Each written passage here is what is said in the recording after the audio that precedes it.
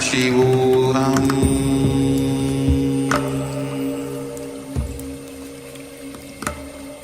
Om Nithyananda Paramashivoham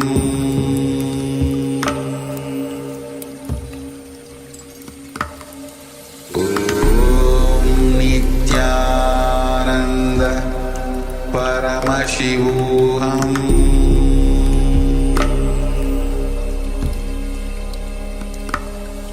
Om Nithyananda Paramashivoham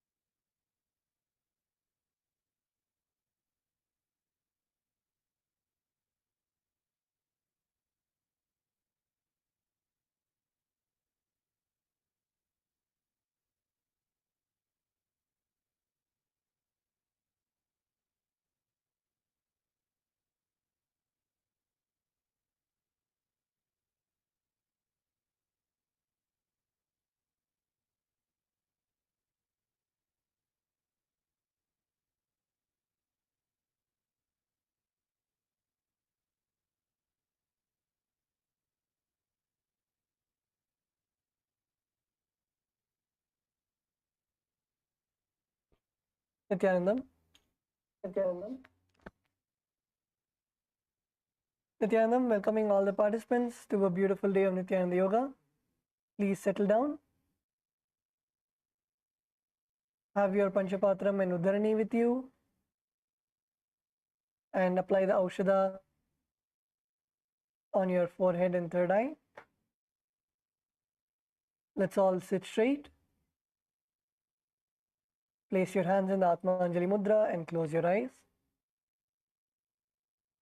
Nithyanandam Paramasukadam Kevalam Jnanamurtim Dvandvatitam Gagana Sadrisham Tattvamasyadilaksham Ekam Nityam Vimalamachalam Sarvadhi Sakshi Bhutam Bhavatitam Trigunarahitam Sadgurum Tam Namami.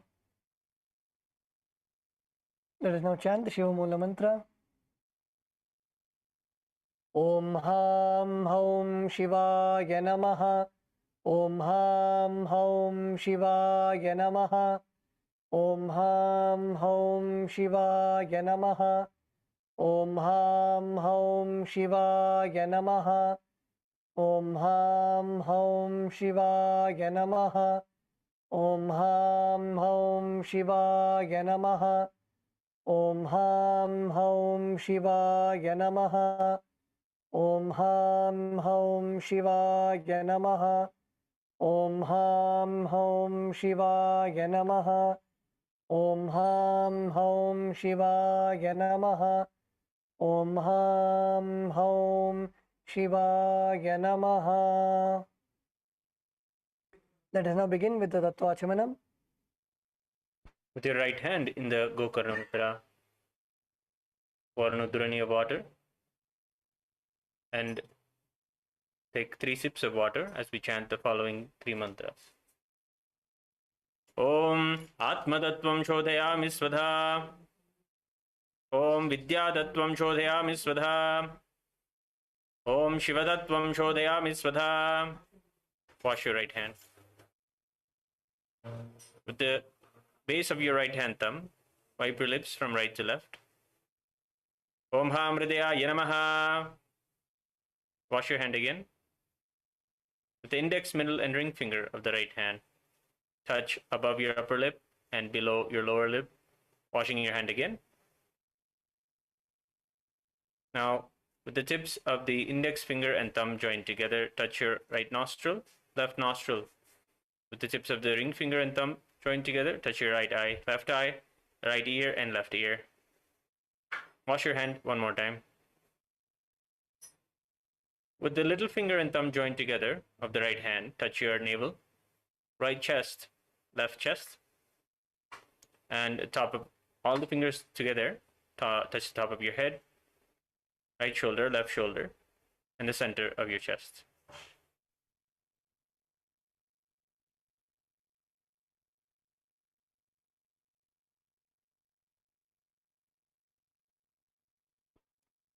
Let us now begin the Sankalpa, the conscious resolution. Please close your eyes.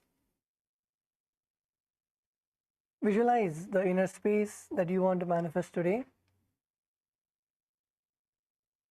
through the Nithyananda Yoga. Set the intention for your whole day.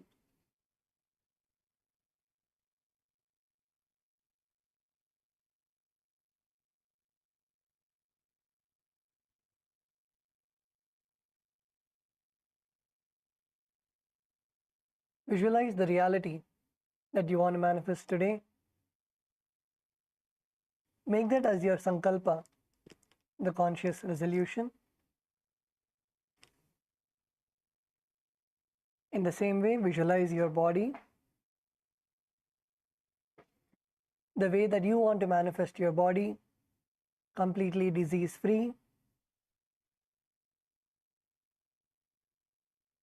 Visualize your body healthy, all your internal organs functioning optimally.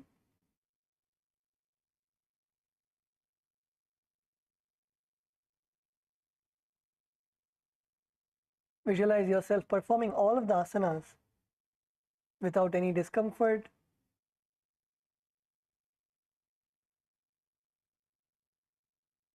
And with that, let us now begin the Sankalpa. Om Mamopata Samasta Vidakshaya Dvara Bhagavat Shri Nithyananda Paramashiva Prityartham Shri Nithyanandeshwari Paramashiva Shakti Sameta Shri Nithyanandeshwara Paramashiva Prityartham Cha Shubhe Shobhane Muhurte Adya Brahmanaha Dvitiya Pararthe Shri Shvetavaraha Kalpe Vaivasvadamanvantare Ashtavimshati Dame Nitya Yuge Prathame Pade Jambudvipe Bharata Parshe Bharatakhande Meroho Dakshine Pashve Shakhabde Asmin Vartamane Vyavaharike Prabhavadinam Shastyaha Samvatsaranam Madhye Krodhinama Samvatsare Uttarayane Lakshmi Venkateshwara Ritau Kumbhamase Krishna Bakshe Pratipadayaam Shubhastito Shukravasarayuktayaam Uttara Phalguni Nakshatra Gandha Yoga Balavakarana Evam Guna Visheshana Vishishtayam Asyam Shubhatito Shri Kailasonnatadvadashanta Shyamala Pitharudha Shri Meenakshi Sundareshwara Bhinnaswarupa Parashivaputra Ratnakumara Gurumanyatulyavatara Shri Parvati Stanyapanalabdha Divyajnana Vishruta Sakala Nigama Gamasara Bhuta Dravida Veda Pravaktre Shrimad Paramashiva Karuna Simadhigata Muktama Yajudara Shreyana Giyamana Chatra Chamara Shri Chimnaka Haladi Samasta Berada Valyalankrita Jnana Vijnana Chakravarti Sarvajana Sangha Sadhyo Nirvana Diksha Vyapavarka Varsha Jimota Paramata Kalabhakesari Shaiva Siddhanta Sthapanacharya Shri Rajadhiraja Pandya Maharaja Guru Shavana Shakhyadi Mahandakara Nivarana Jnana Bhanu Vikshana Narhara Dvadochedana Purvaka Shrimad Vrishabhadvaja Sthapaka Shaiva Samaya Kartre Sarvajna Pitharudha Shri Jagat Guru Shri Jnana Sambandha Deshika Swami Vagisha Sundara Manikya Vachaka Swaminam अवतारभूत Shri ज्ञान संबंध स्वामी पुनरुद्धृत श्यामला पीठ सर्वज्ञ पीठ तृणवत्युत्तर द्विशततम गुरु महासन्निधान अरुणगिरि योगीश्वर परंपरागत अरुणाचल सर्वज्ञ पीठ गुरु महासन्निधान कैलास परंपरागत कांची कैलास सर्वज्ञ पीठ त्रयस्त्रिंशदुत्तर द्विशततम गुरु महासन्निधान नित्योत्सव नित्य मंगल नित्य कल्याण नित्य रजित कैलास परंपरागत आदि कैलास नित्यानंद पीठ महासंस्थान सिंहासन पीठ कर्तृ साक्षात् श्री परमशिव समुद्भूत कैलास परंपरागत वैवस्वत मनु इक्ष्वाकु हरिश्चंद्र भगीरथ श्रीरामचंद्र शूरसेन इत्याद्य नवच्छिन्न सार्वभौम चक्रवर्ती परंपरागत चतुष्षष्टि संप्रदाय प्रवर्तक मनुधर्म शासन सूर्यवंश प्राप्त सर्वज्ञ पीठ सुरांगी साम्राज्य मूर्धाभिषिक्त चूड़ामणि साक्षात् श्री परमशिव समुद्भूत कपिल महागुरु पुनरुद्धृत महानिर्वाणी पीठ अष्टोत्तर सहस्र श्री महामंडलेश्वर साक्षात् श्री परमशिव समुद्भूत श्री महागणपति समारंभ नवच्छिन्न पीठाधीश्वर गुरु परंपरा प्राप्त अटल पीठ अष्टोत्तर सहस्रतम अष्टोत्तर सहस्र श्री अटल पीठाधीश्वर धर्म मुक्ति स्वर्गपुर स्वर्ण पीठ त्रयोविंश गुरु महासन्निधान कैलास परंपरागत आदिपीठ सर्वज्ञ पीठ जगद्गुरु श्री कैलास पुनरुद्धारक श्री कैलास परमाचार्य श्रीमद् परमहंस परिव्राजकाचार्य वर्य सच्चिदानंद प्रणव स्वरूप श्रोत्रिय ब्रह्मनिष्ठ श्रीमद् जगद्गुरु श्रील श्री भगवत् श्री नित्यानंद परमशिव श्री ज्ञान संबंध देशिक परमाचार्य स्वामिनां प्रीत्यर्थम तेषां पादारविन्दयोः भक्ति सिद्ध्यर्थम गुरुकृपा कटाक्ष सिद्ध्यर्थम क्षेमस्थैर्य वीर्य विजय आयुरारोग्य ऐश्वर्याणाम् अभिवृद्ध्यर्थम धर्मार्थ काम मोक्ष चतुर्विध फल पुरुषार्थ सिद्ध्यर्थम समस्त दुरितोपशान्त्यर्थम समस्त मंगलावाप्यर्थम भगवत् श्री नित्यानंद परमशिव प्रसादेन सकुटुम्बस्य ज्ञान वैराग्य जीवन मुक्ति प्राप्त्यर्थम पूर्ण आरोग्य युक्त निरात्रिक योगिक शरीर सिद्ध्यर्थम परमशिव शक्ति आविष्करणार्थम नित्यानंद योगाभ्यासं करिष्ये।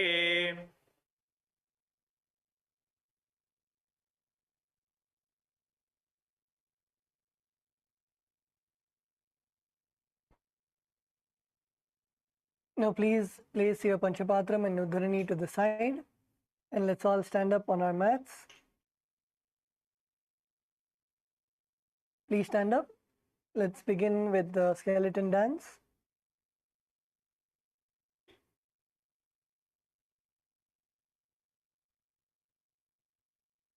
Visualize yourself as a skeleton only with bones, no muscles, no flesh, no skin. And start shaking every one of your bones, your joints. Start shaking your hands, your knees, your legs, your elbows, your shoulders. Start shaking rapidly.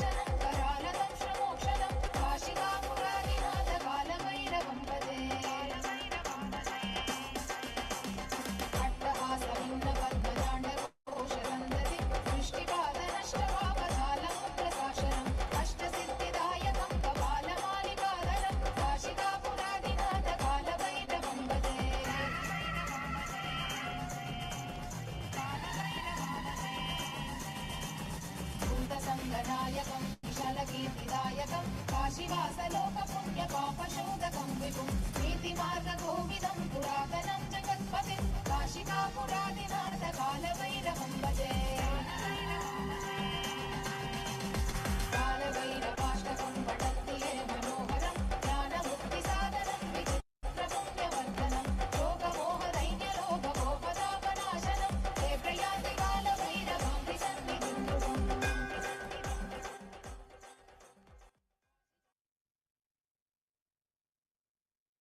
Now relax.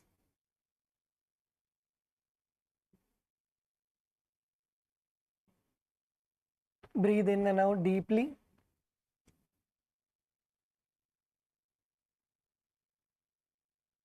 Focus on your breath. Breathe in all the way till your knees and breathe out all the way to your knees. Take long and deep breaths.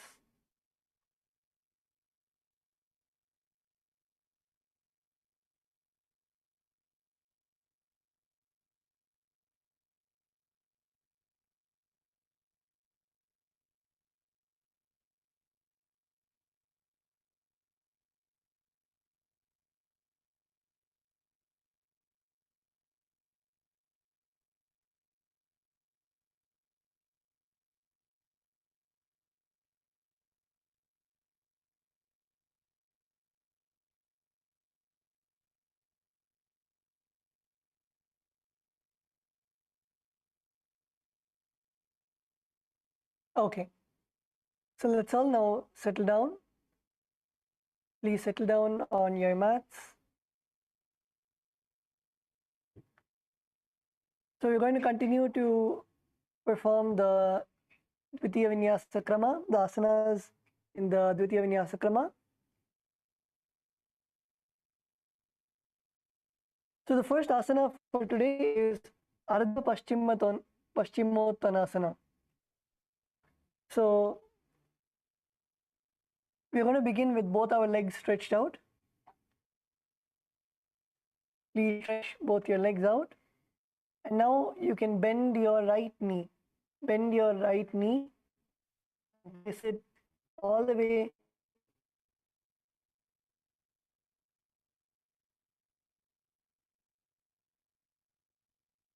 your heels to your perineum. And now inhale. Bring your arms all the way up. And then exhale. Go all the way down. Just forward and down. Hold your toes. And bring your head towards the knee. Yes, come on, down, down, down, down. Yes, Kailasa, Malaysia, good. Kailasa, LA. Kailasa, Bolivia. Kailasa, Ecuador. Bend all the way down. Feel the nice stretch in your hamstrings.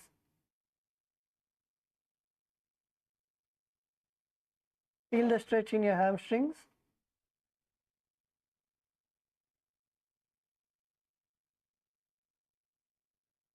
Try to touch your forehead to your knees.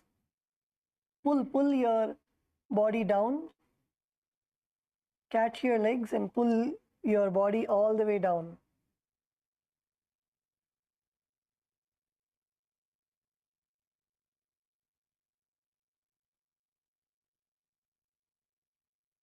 Okay, wonderful. So in this asana, visualize Swamiji in your inner space. Perform the Jiva Chala Kumbhaka. Jiva Chala Kumbhaka is inhale and visualize the prana going in the upward and downward direction from your Sahasrara to your Mooladhara and your Mooladhara to the Sahasrara.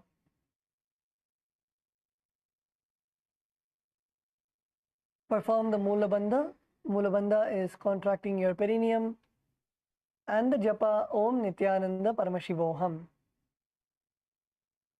एकं पादं प्रसार्य एकं पादस्य पास्नीना सीवनी सम्पीड्यया हस्तद्वयेन प्रसारिता पादां गुष्टं धृत्वा जानुपरिमस्तकं न्यसेत् अर्धपश्चिमतानं भवति.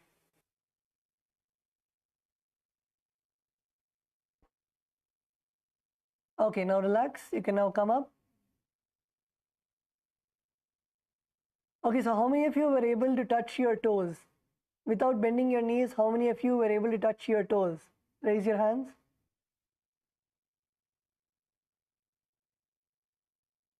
Okay. How many of you were able to touch your head to your knees?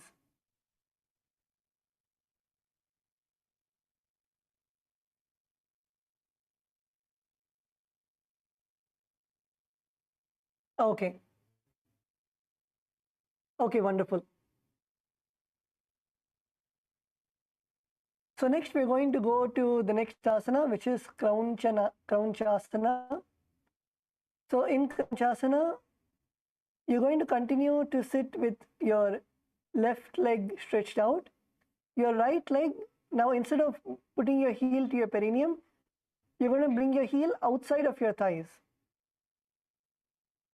From your right heel, take your right heel from next to your perineum and bring it all the way outside of your thighs. And continue to keep your left leg stretched out. Continue to keep your left leg stretched out.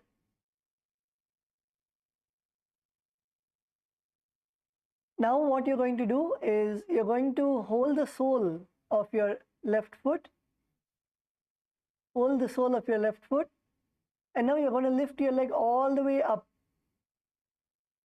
You lift your leg all the way up and keep your knee straight. Keep your knee straight. Lift your leg all the way up. KAILASA Malaysia male team.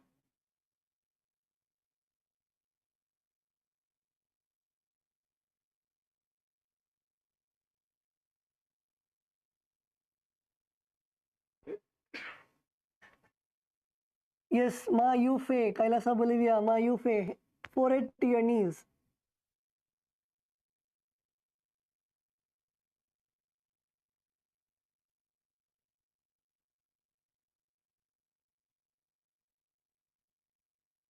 KAILASA LA.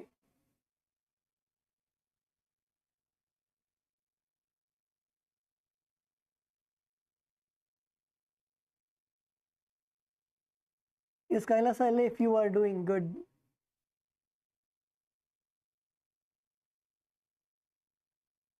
Lift your leg as high as possible.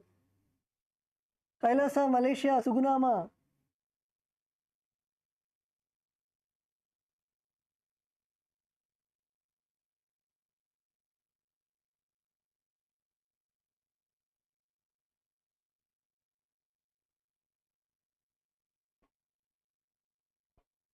Yes, keep your legs up, keep your legs up. KAILASA Ecuador. KAILASA Ecuador, Paramayoga, yeah, come on, pull your knees to your forehead. Pull.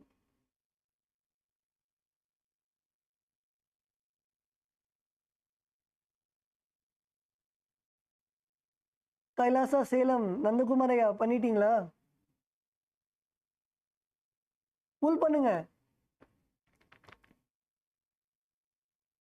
முட்டி ஸ்ட்ரைட்டா இருக்கணும். முட்டி ஸ்ட்ரைட்டா இருந்து புல் பண்ணுங்க.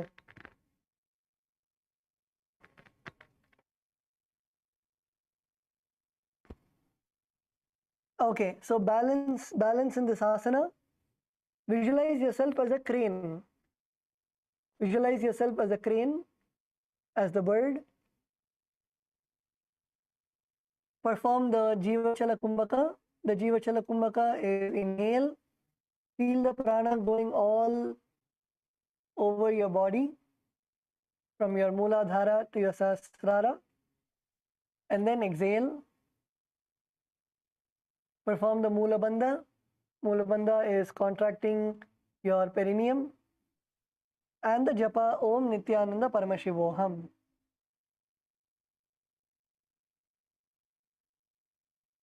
उत्तानपादं क्रौञ्चं च मरीचिं वीरभद्रकं नटराजं त्रिकोणं च सुप्ताङ्गष्टप्रसारणे.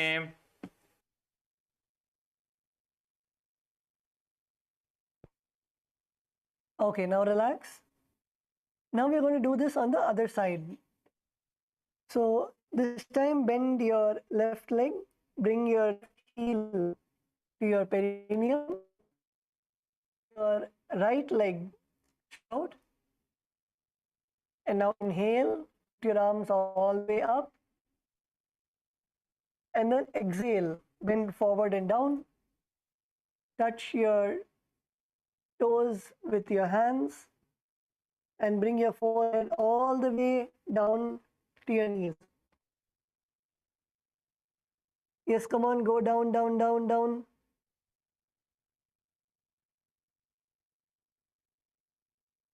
Atmadayama Nithyanandam.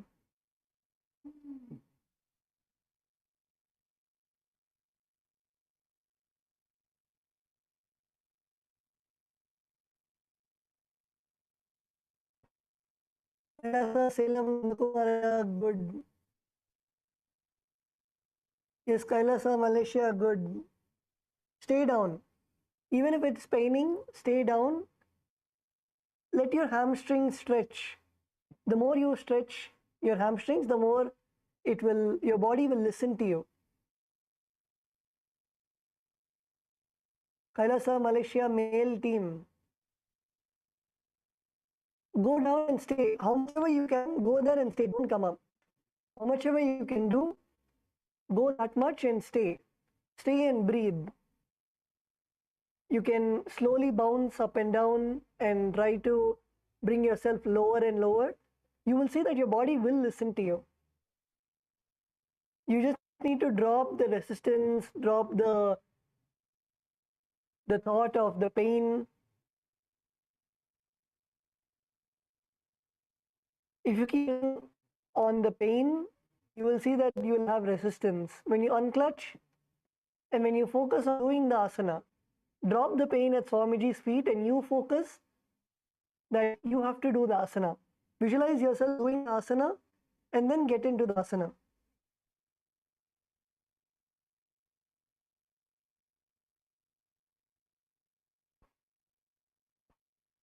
Yes, Kailasa, Ecuador, Antoinaya, lower.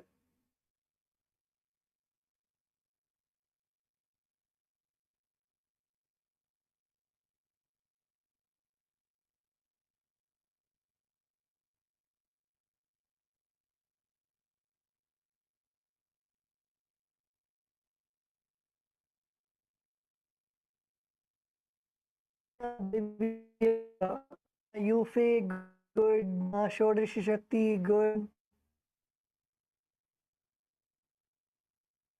Ma Shakti, good.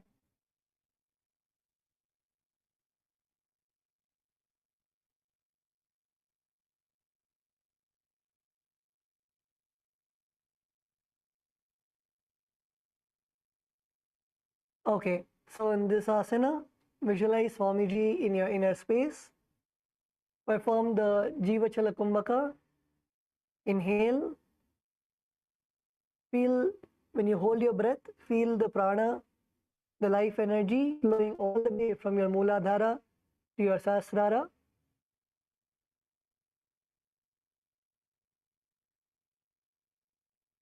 And then exhale.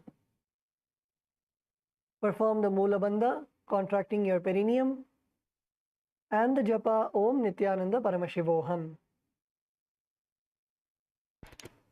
एकं पादं प्रसार्य एकं पादस्य प्रास्निना सीवनी सम्पीड्याय हस्तद्वयेन प्रसारित पादाङ्गुष्ठं धृत्वा जानुपरिमस्तकं न्यसेत् अर्धपश्चिमत्तानं भवति. Now relax. You can now come up. The next asana is Kraunchasana on the other side. So bring your left heel from the inside of your perineum to the outside of your thighs.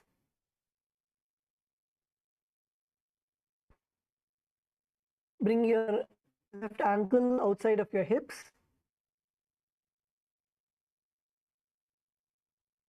And now catch the soles of your ankle of your right foot and now lift your right leg all the way up to the air.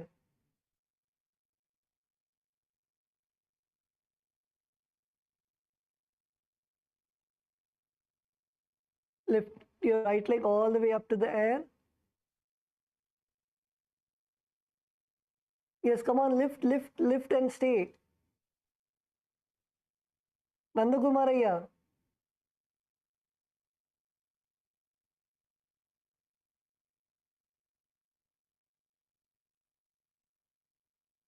ஐயா உங்களோட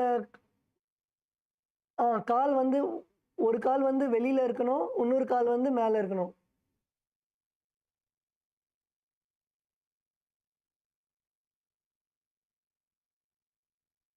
நந்தகுமாரையா balance பண்ணணும். You need to balance. Yes, Kailasa, Ecuador. Paramayogaya, closer, closer. Bring your knee closer to your forehead.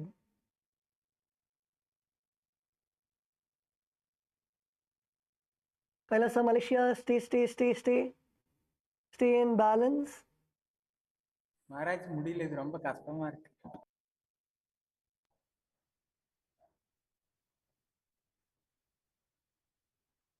Kailasa, male team. Uglinaya and Shaktilaya gave up.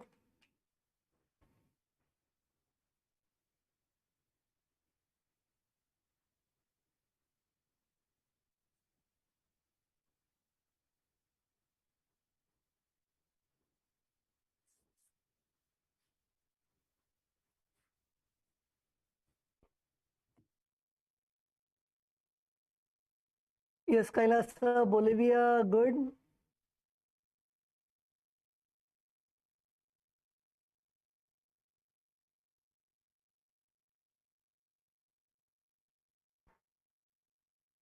Okay, so in this asana, visualize yourself as a crane, as the bird. Perform the Jivachala Kumbhaka, that is inhale, hold your breath. When you hold your breath, visualize the prana going all the way from your Mooladhara to the Sahasrara. Perform the Moola Bandha. Moola Bandha is contracting your perineum. Japa Om Nithyananda Paramashivoham.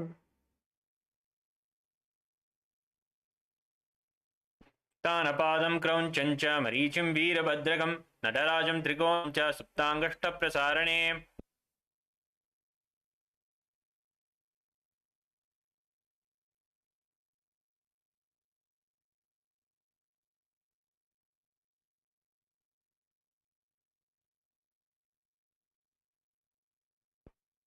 Okay, now come back to a seated position. You can now relax your, you can relax your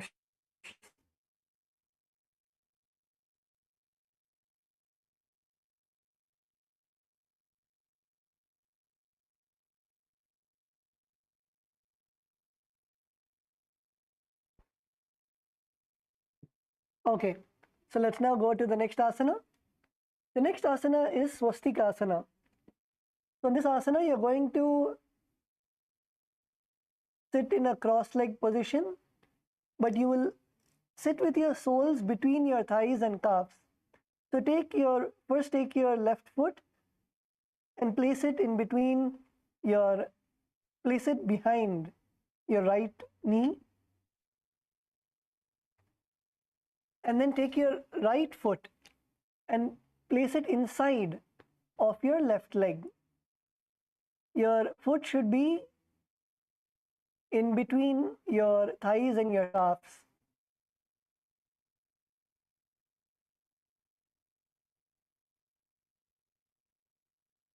Insert your feet inside of your knees, inside of your thighs. So first take your left leg, left foot, and place it behind your right knee, inside of your right knee. And now bend your right leg and place your foot inside of your left thigh. So both your feet should be held in between your thighs and your calves.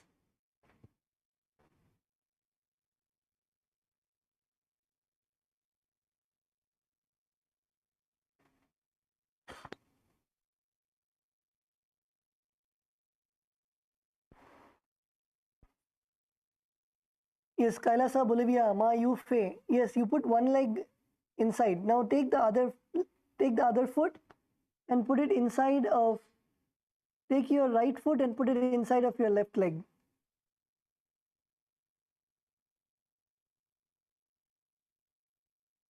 Yes. Yes, Ma, good. Kailasa, Malaysia, Baluaya. Yes, correct. Now put your other foot inside. You can put it from down. Baluaya, take your leg from down and put it inside. From up, from up it will not be that easy. Good.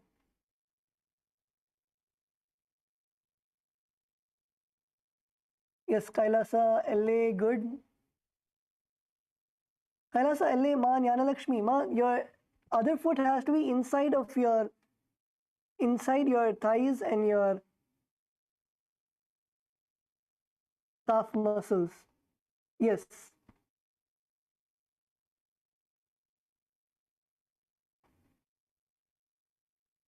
Okay, now sit with your spine straight.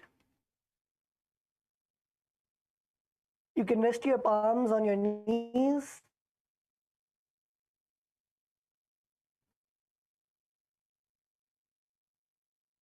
Embody peace, well-being, good fortune, and prosperity. Perform the Jivachala Kumbhaka. The Jivachala Kumbhaka is inhale, hold your breath, feel the prana going all the way from your Mooladhara to the Sahasrara, and then exhale.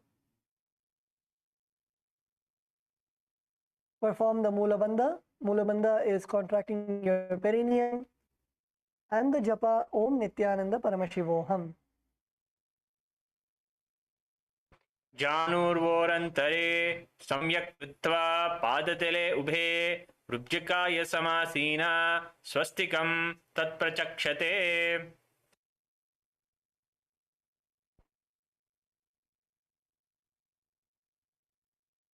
Okay, let's now go to the next asana.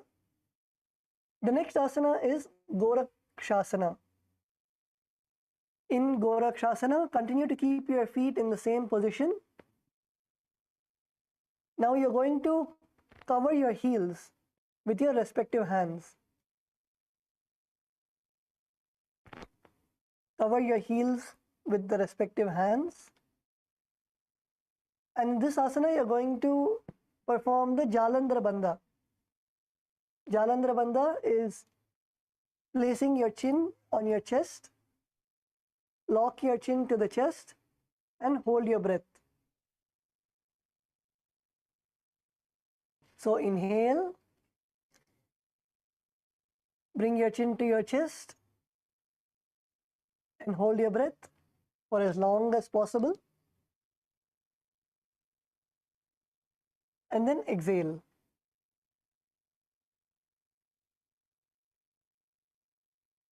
In this asana, visualize yourself as Sage Goraknatha, who's one of the founders of the Natha Yoga Sampradaya, one of the great sages of yoga. Perform the Jivachala Kumbhaka also. When you hold your breath, visualize the prana, the life energy going all the way from your Mooladhara to the Sahasrara. Perform the internal japa Om Nithyananda Paramashivoham.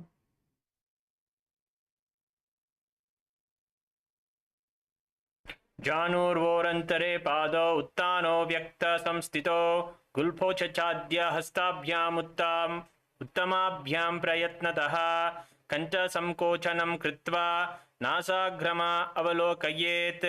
घोरक्षासनम् इत्याहुः योगिनां सिद्धिकारणम्. Now relax.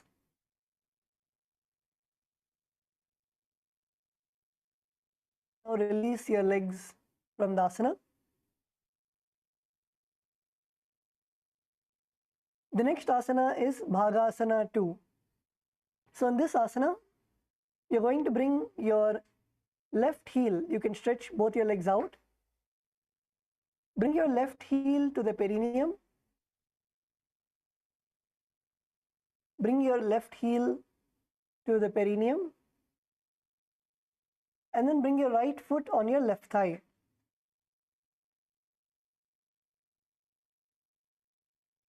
Bring your left heel to the perineum and then take your right foot and place it on your left thigh.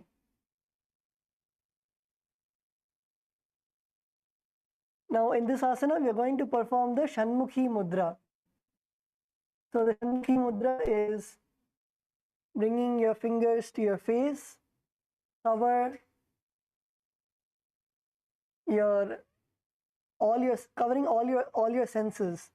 So place your little fingers below your lips, your ring fingers above your lips, your middle finger to your nostrils, your index finger to your eyes, and your thumbs to your ears. Inhale deeply and then hold your breath. When you hold your breath, cover all of your senses. Press gently, don't press too hard. Press gently and cover all of your senses, your ears, your eyes, your nose, your mouth. Cover all of your senses and gaze at the third eye. When you cover all of your senses, visualize Swamiji in your third eye. And then release and exhale. Let's do it again together. Again, bring your hands to the Shanmukhi Mudra. Place your little fingers below your lips, ring fingers above your lips, middle fingers to your nose, index fingers to your eyes, and thumbs to your ears. Deeply, and then lock all of your senses. Lock all of your senses and hold your breath for as long as possible.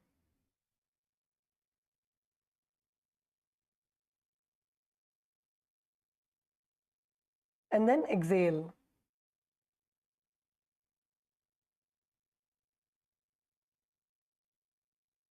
Visualize Swamiji in your third eye. Perform the Mula Bandha. Mula Bandha is contracting your perineum.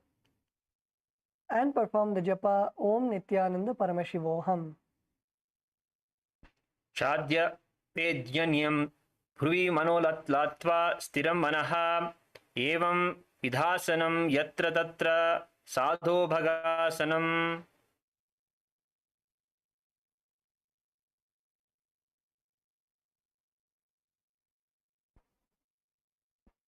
Okay, now relax.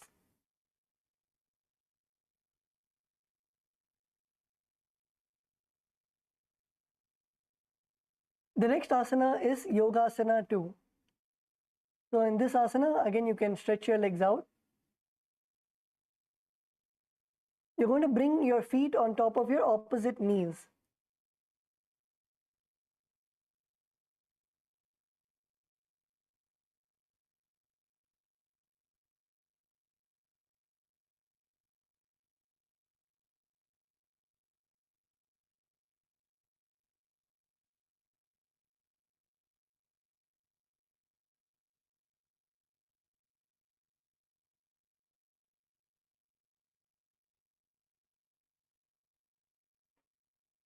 Yes, let's all come to the asana. Place your knees on your opposite thighs.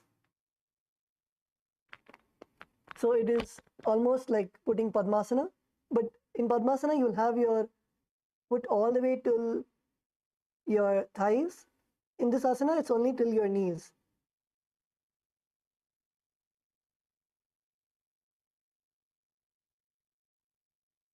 Yes, Kailasa, Malaysia.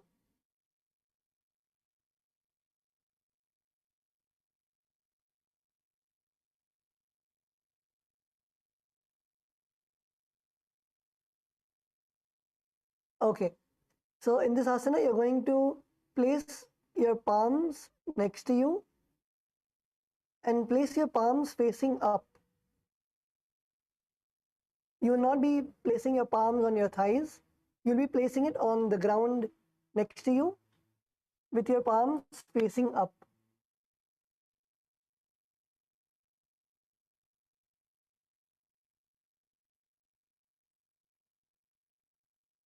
Keep your spine straight. Visualize Swamiji in your third eye.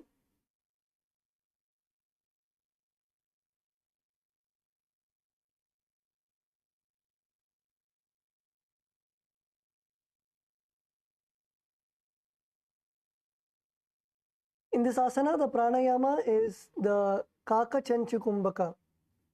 So you will be placing your lips like the beak of a crow and placing your tongue near your teeth and inhale, hold your breath and exhale.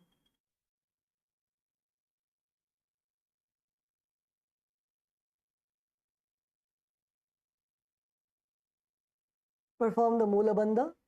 Mula Bandha is locking your perineum and the japa Om Nithyananda Paramashivoham. पूरकेर्वायुमाकृष्य नासाघ्रमवलोकयेत् योगासनं भवेदेतत् योगिनां योगसाधने.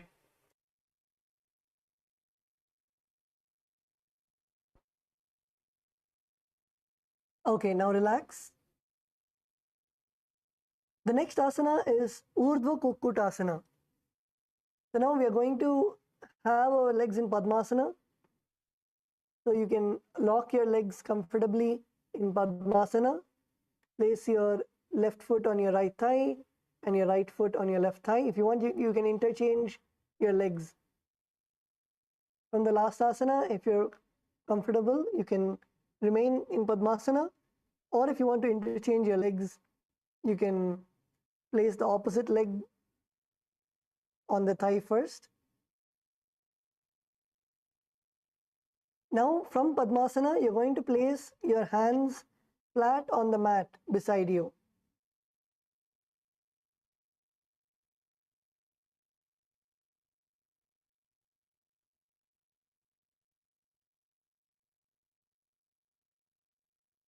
Place your hands on the mat beside you.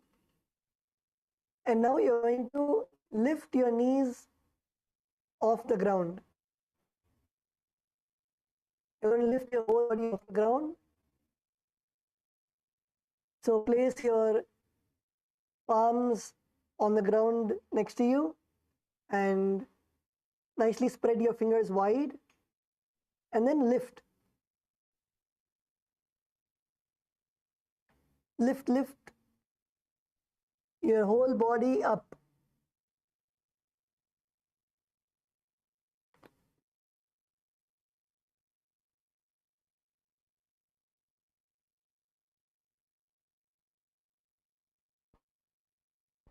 If you're not able to lift your whole body, you can keep your knees on the ground and you can lift your buttocks off the ground. You can keep your knees on the ground. You can begin with lifting your behind off the ground.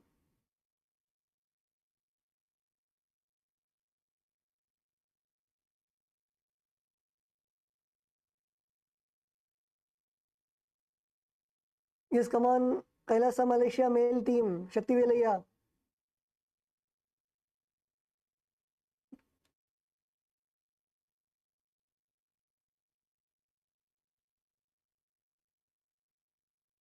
Kailasa Bolivia, yes, Ma Yufe, good.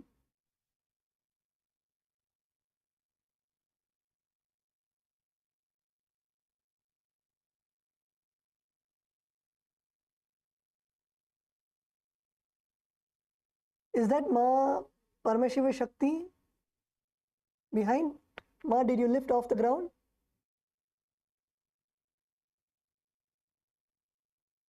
Okay, wonderful.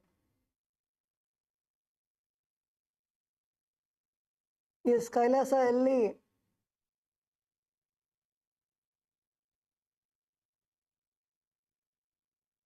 Kailasa LA, lift, lift, lift, lift.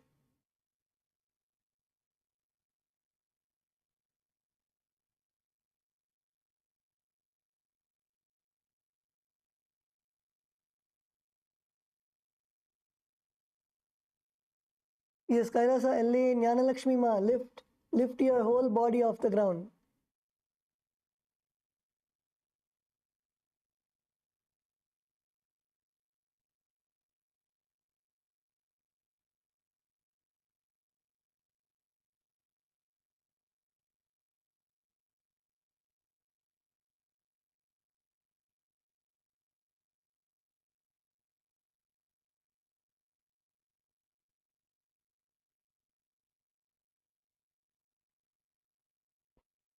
Yes, so in this asana, visualize yourself as a rooster.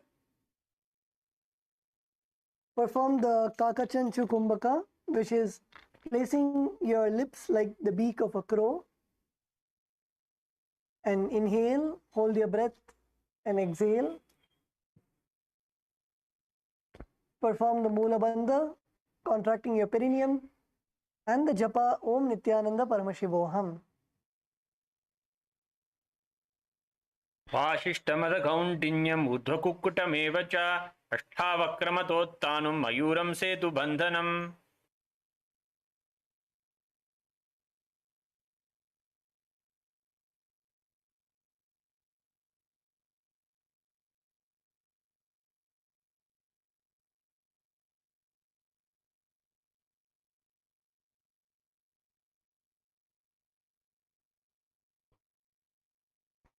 The next asana is, you can now relax. The next asana is Siddha Haratali Asana. So in this asana, from Padmasana, insert both your hands through your knees and place them on the mat. From Padmasana, insert both your hands through your legs and keep your palms on the ground.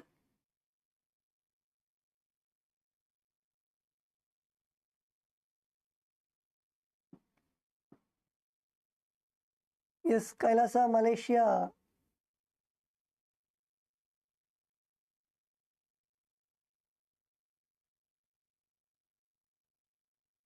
Yes, Kailasa, Malaysia. Ma next to Suguna Ma. Ma first put Padmasana. Suguna Ma, make them put Padmasana.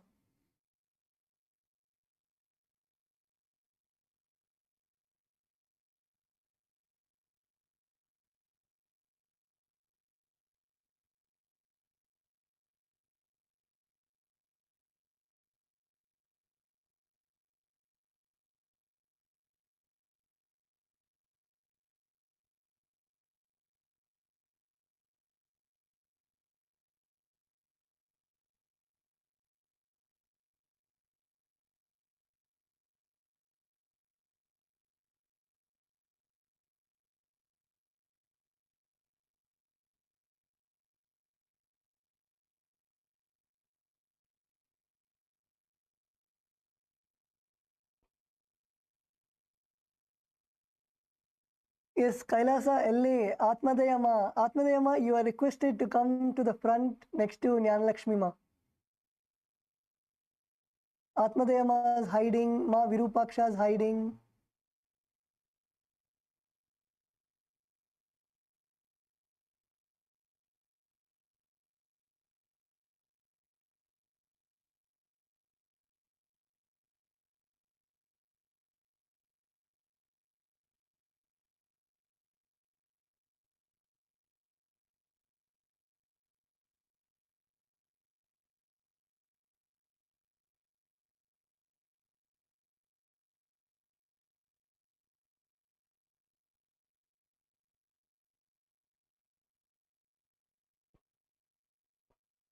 Yes, Atmadayama, thank you, Ma. Now Dato Maharaj can see you clearly.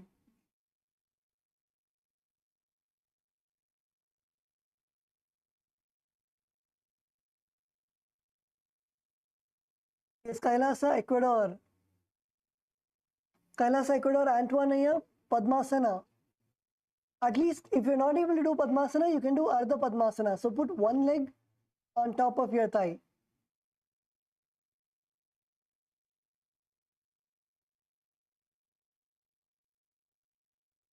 Kailasa, Malaysia, where did Ugalendranaya go?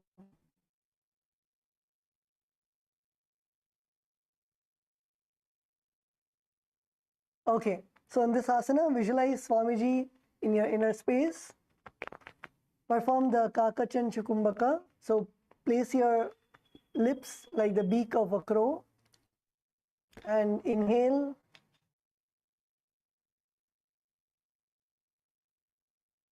Through the gaps of your lips and then hold your breath for as long as possible and then exhale.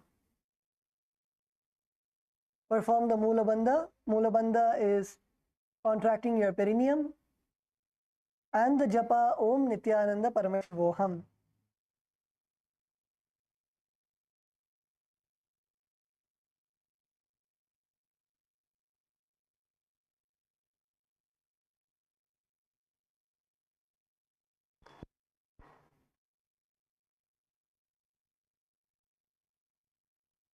प्रथमं पदमासनं कोकरे हस्तौ दो गोड़ा समधि धरे ube हथेले भूधरी राखे पोचो गोड़ा समधमय धाके.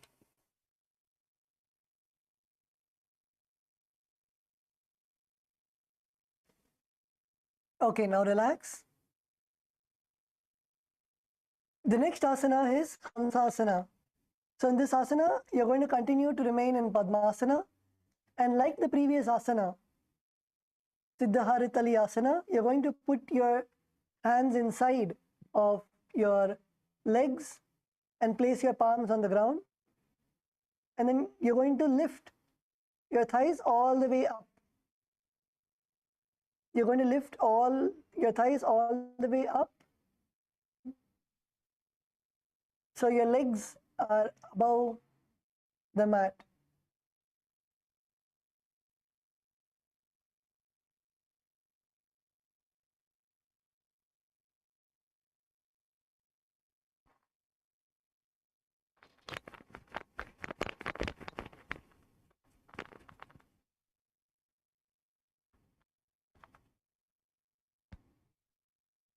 Yes, let's all get into the asana. If you're not able to lift your whole body, you can lift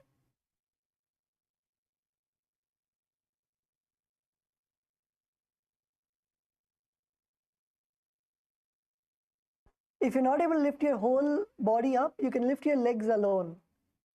You can lift your legs alone and bring your legs all the way to your shoulders.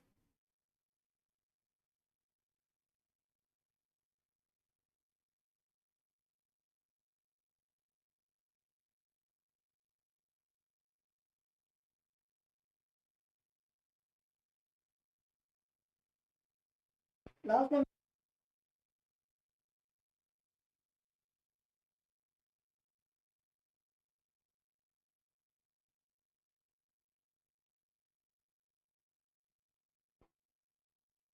Yes, come on, lift, lift, lift. Kailasa, LA.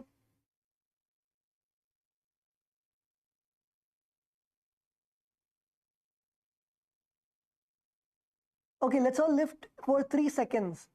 Let's all lift together for 3 seconds. So place your hands comfortably on the ground, spread your fingers, and then bring your whole body weight to your hands. Press your hands to the ground and then lift. Lift off the floor. 3, 2, 1. Now relax.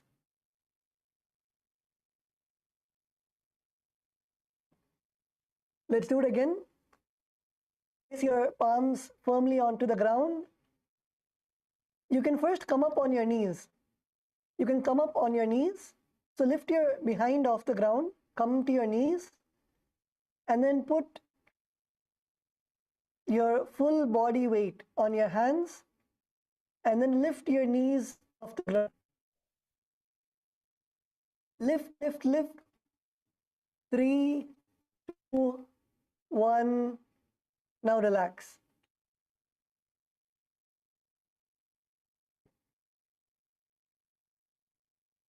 And in this asana, visualize yourself as an elegant swan. Visualize yourself as an elegant swan.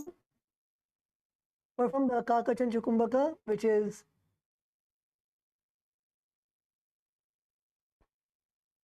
perform the Kakachanchukumbhaka. Place your lips like a beak of a crow. And perform the Mula Bandha. Mula Bandha is contracting your perineum. And the japa Om Nithyananda Paramashivoham.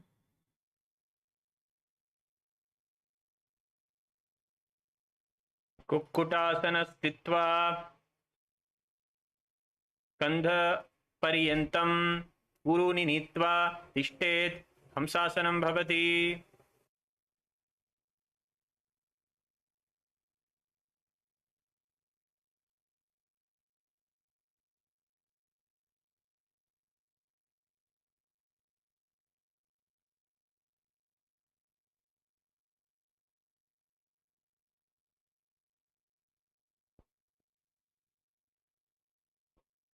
Okay. Now relax. The next asana is Karmukasana. So in this asana, you're going to again place your legs in Padmasana. So you can stretch your legs and relax your ankles, rotate ankles, pull your toes towards you and away from you. Now come back to Padmasana. Place your left leg on your right thigh and your right leg on your left thigh. And come on to your knees. Come on to your knees. And now you're going to put both of your hands inside of your thighs. Place both your hands inside of your thighs and bring your hands behind you. Take your fist and place your forehead to the ground.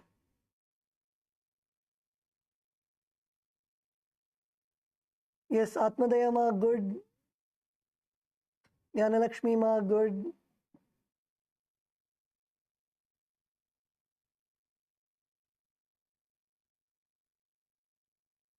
Yes, Kailasa LA, come on. Everybody come to the asana.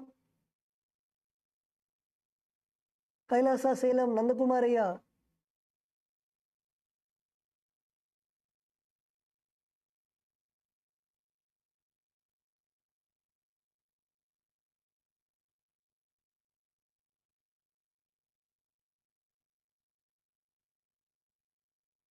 Kailasa Malaysia male team, good. Kailasa Bolivia, Ma Yufe, good. Ma Shodashi Shakti, good. Ma Paramashiva Shakti, good.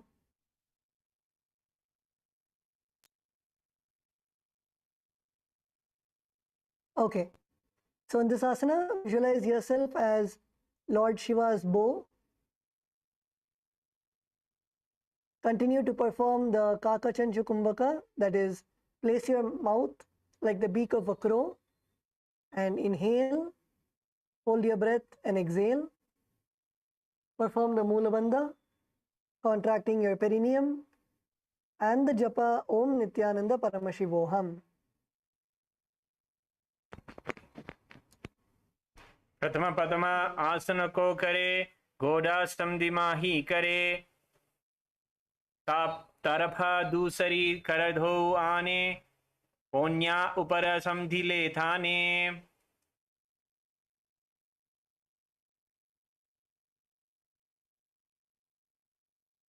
All of you can now relax. Come back to a seated position in Padmasana. Come back to a seated position in Padmasana. The next asana we are all going to be performing is going to be Kurmasana 2. In Kurmasana 2, as you are seated in Padmasana, you are now going to insert both your hands through your thighs and your calves.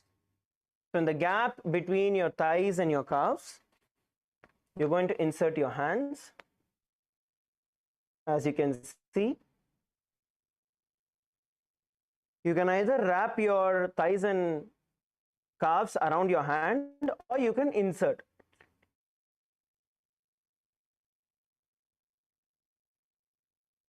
So we'll show it to you once again. So from the seated position, now bend one leg and insert it. Insert your palm, insert your hand, and now insert the other hand in between the gap. Pull your feet into Padmasana. As you are in this position, you're now going to try and bring your palms touching your neck. Bring your palms touching your neck. Try to get your palms as close as possible towards your neck. Those who are finding it a little difficult to balance, you can do it with Ardha Padmasana, where you have one foot that is in, and try to hold on to your neck with one leg down, where you're able to get balance. Let's all perform the Kurmasana.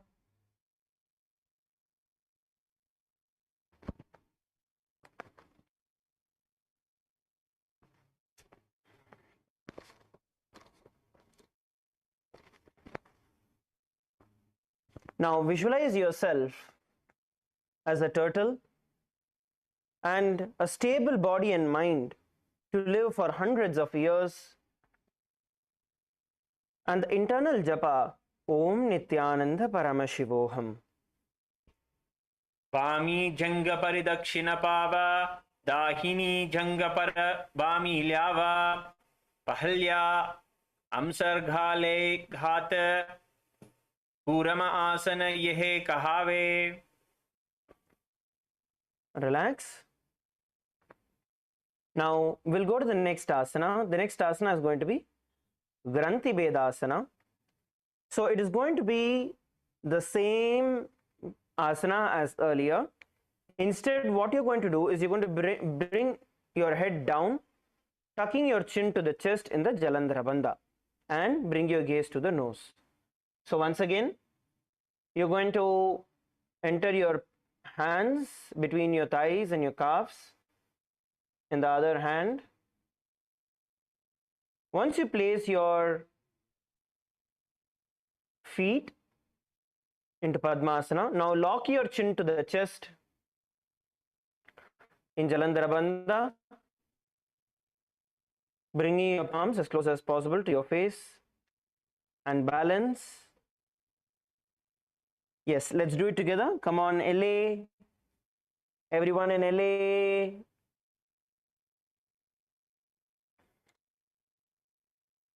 Insert your hands in between your thighs and your calves.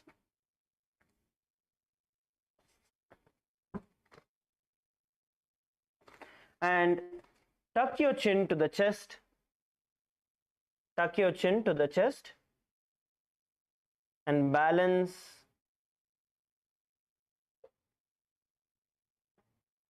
Visualize yourself as Paramashiva in your inner space and the internal japa, Om Nithyananda Paramashivoham.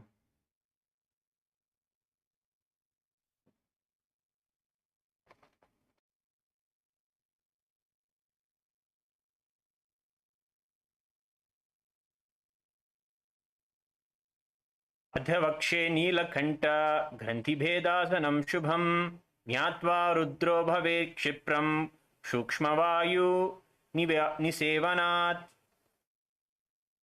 Relax. We will now go to the next one.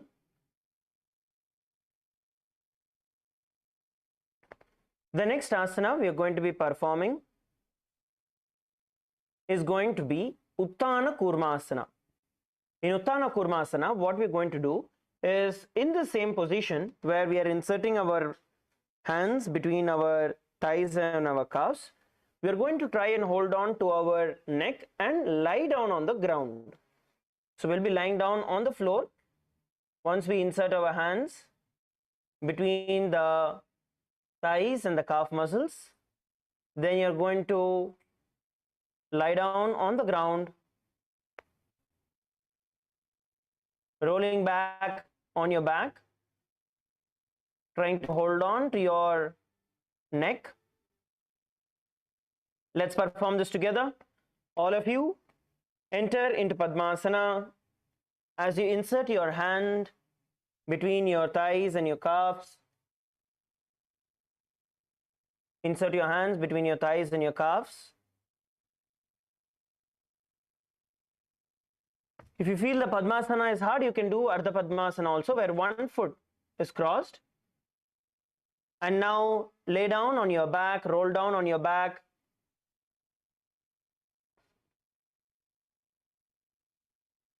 Trying to bring your Padmasana as close as possible to your face. Come on, Parama Yoga, Ecuador. Enter into the asana.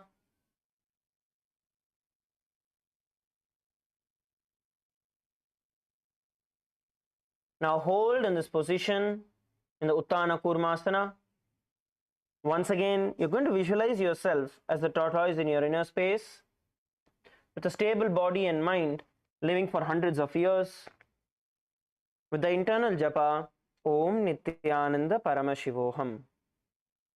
कुक्कुटासनबन्धस्थं कराभ्यां दृढ्लखण्डरं पीठं कूर्मावदुत्थानम् एतदुत्थानकूर्मकम्. Relax, now slowly come back to seated position. We are actually following a series of asanas which are all based on Padmasana. So the next asana is also going to be based on Padmasana. It is called Pangu Kukkutasana. The next asana is going to be called as Pangu Kukkutasana. So as you are seated in Padmasana, you are going to place both your hands through the gap of your thighs and your calves. So once again, you're going to insert your hands in the gap of your thighs and your calf. So this time you're going to insert both of it through the same hole. See, earlier we had inserted our hand in between each of the thighs and calf. This time we are going to insert our hand in the gap that is close to your perineum, that is close to your stomach. So insert both your hands there. Now we are going to be placing one hand flat on the ground, one hand flat on the ground, and with the other hand hold on to the wrist, hold on to the wrist of the hand that is flat on the ground. Okay, now from here we want to lift our body up on one hand and hold in the air. Those of you who are able to do can try. If not, try to place your knee on the ground and lift your butt off the ground. Place your knee on the ground and lift your butt off the ground. If you feel lifting off your entire body is hard, you can try the easier variation by placing your knee on the ground and lifting your butt off the ground.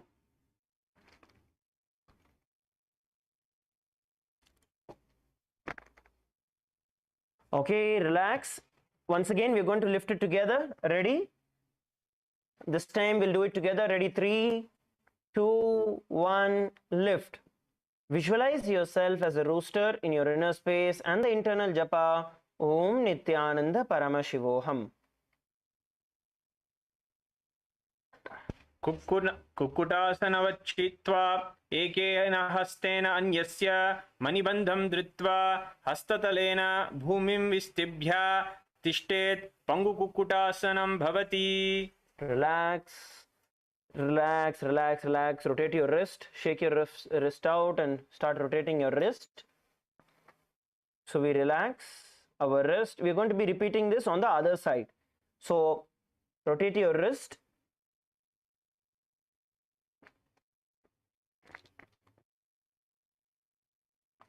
On the other side, bend your wrist front and back.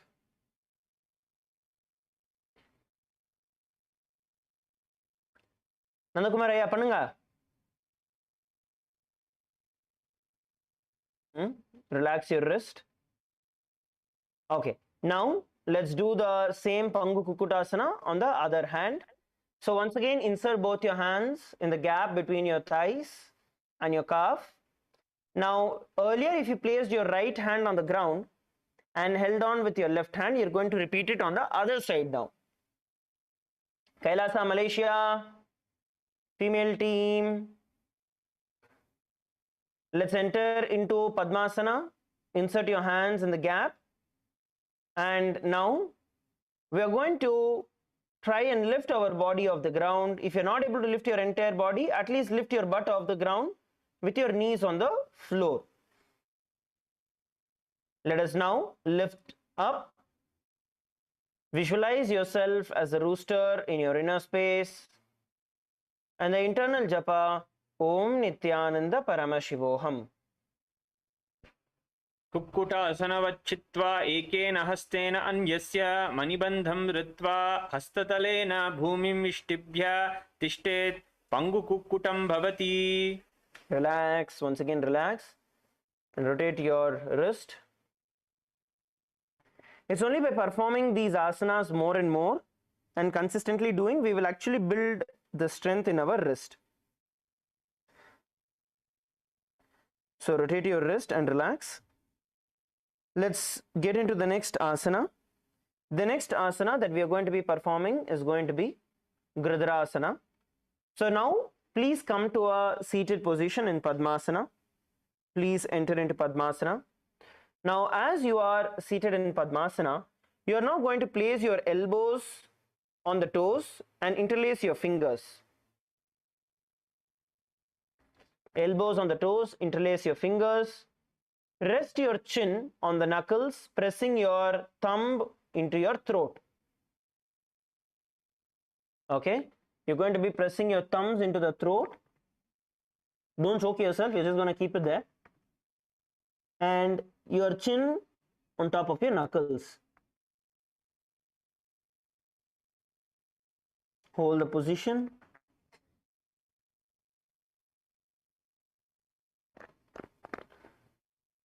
You're going to visualize Swamiji in your inner space and that you've gone beyond all the greed in your life.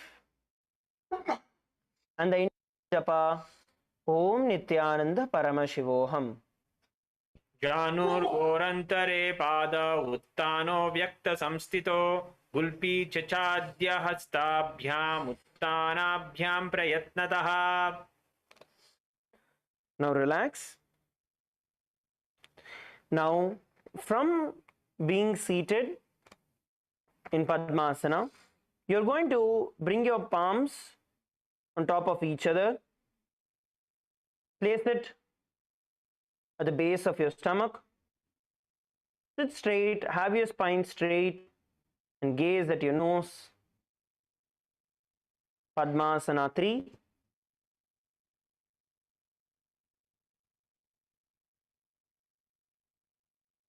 Sit straight, keep your back straight.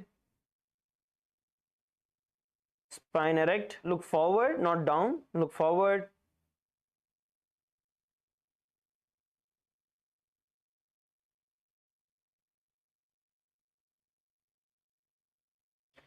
Now visualize Swamiji in your inner space. We are going to be performing the Mahamudra Bandha. So as you inhale, inhale deeply and lock the air inside you by entering into the Jalandhara Bandha. Bring your chin to the chest and lock the breath. Now exhale deeply and pull your stomach in and up into the Uddiyana Bandha and hold. And then inhale again and lock the breath in the Jalandhara Bandha. hold as comfortably as possible and exhale. Now pull your stomach in and up into the Uddiyana Bandha and inhale and repeat it. Visualize Swamiji in your inner space and the internal japa Om Nithyananda Paramashivoham. नासाग्रे दृष्टमा विधाय चिबुकं चोत्तोल्य वक्षस्थलं मूलं साधुर्सज्जनाय भिक्कलयेत् स्वं राजदन्तस्य तत्. Relax.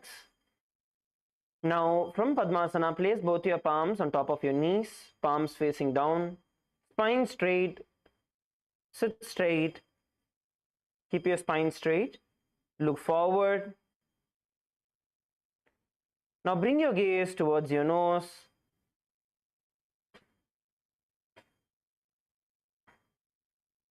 Visualize Paramashiva in your inner space.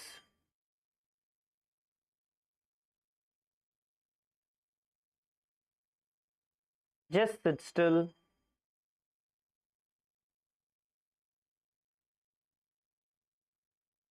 The internal japa Om Nithyananda Paramashivoham. एतत् पद्मासनं कुर्यात् प्राणुवायुप्रसिद्धयेत् शुभासनं सदा ध्यायेत् पूरयित्वा पुनः पुनः. Relax. Now the next asana we are going to be performing is going to be Karmukasana 2. In Karmukasana 2, as you're seated in Padmasana, you're now going to hook your right hand, index and middle finger around your right toes. And now lift the elbow as if pulling the bowstring towards the back. Place the left hand on the opposite knee and keep your back straight. Now hold your toe and pull it up as much as you can, bringing your elbow up towards your shoulders. And then repeat on the other side. Repeat it on the other side.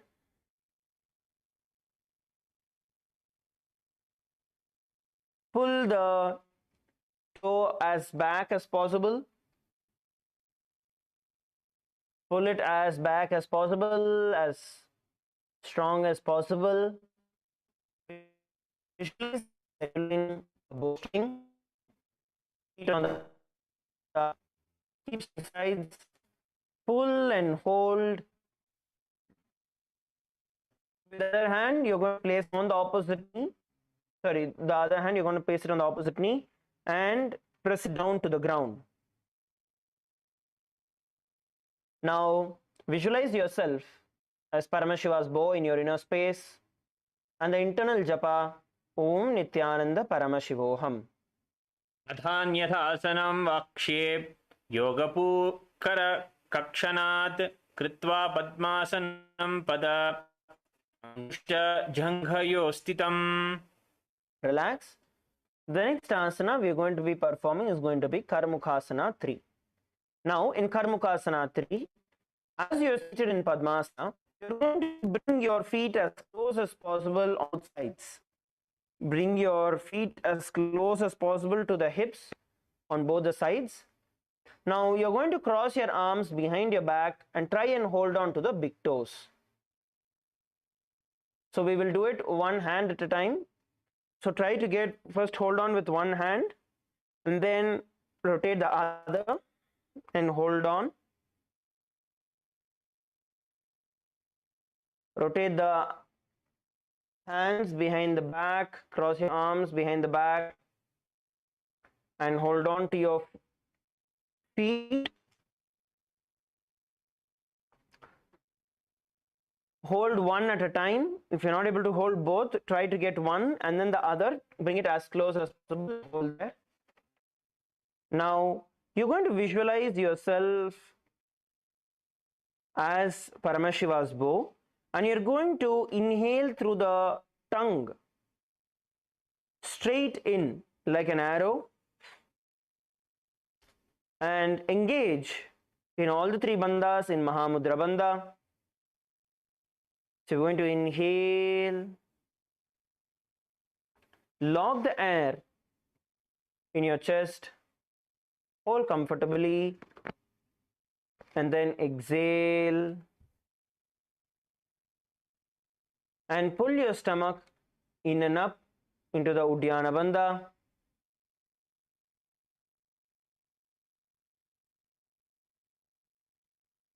And relax and inhale.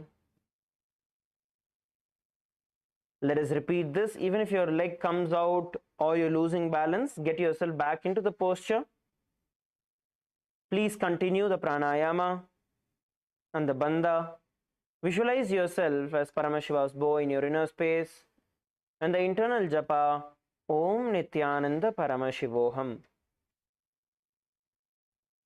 कृत्वा पद्मासनं मन्त्री वेष्टयित्वा प्रधारयेत् करेण दक्षिणो नैव वामपादान्तिकं ततम्. Relax. The next asana is going to be Dridhasana. In Dridhasana, as you are continuing to be seated in Karmukasana 3, which is in Padmasana, hands crossed behind your back and holding on to the feet, you are now going to lift your chest up and gaze at the third eye. We are not going to be performing the Jalandhara Bandha or the Uddiyana Bandha. Just with the normal breathing, lift your chest up, roll your shoulder blades back, lift your chest up, and bring your gaze to the third eye. Let us all perform the Dridhasana. Please enter into Padmasana. All of you enter into Padmasana. Now bring your hands behind your back. Cross your arms behind your back, trying to hold on 1 foot at a time. At least try and hold 1 foot. Push yourself, and with one hand, the foot that is there on top, at least one side, try and hold it. And open your shoulder blades up and back. Roll your shoulder blades back. Open your chest up. Visualize that you are Paramashiva's third eye. Visualize yourself as the third eye of Paramashiva in your inner space. And the internal japa, Om Nithyananda Paramashivoham. किञ्चिदुत्थानर्हृदो योनासिकामवलिक्यते दृढासनमिदं प्रोक्तं सद्यो रोगविनाशनम्. Relax. Please relax. The next asana we are going to be performing is going to be Nagarasana. In Nagarasana, basically from Padmasana position, you are going to cross your arms behind your back as Karmukasana 3. And now you're going to lay down on your elbows, thighs and your back. So crossing your arms behind. Now lay down on the ground. Lay down on the ground. Bringing your elbows, thighs and back on the floor. So first you cross and then you lay down. Your hands will automatically release after that when you lay down. So cross your hands and then lay down on the back.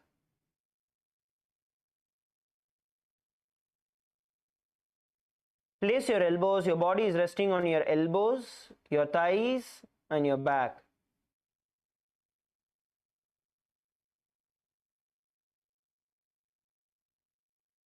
All of you lay down in Nagarasana. You don't need to hold on to your feet after you lie down. Just your hands are crossed behind your back as you're lying down.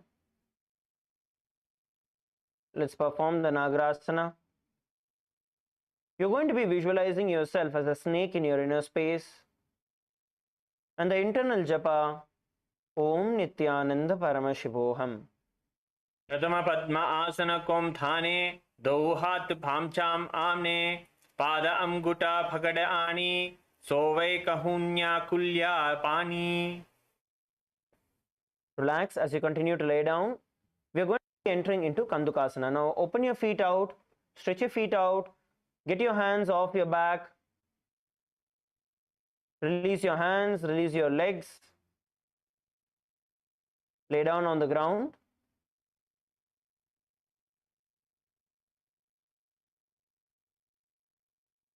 Now from this position, you're going to bend your knees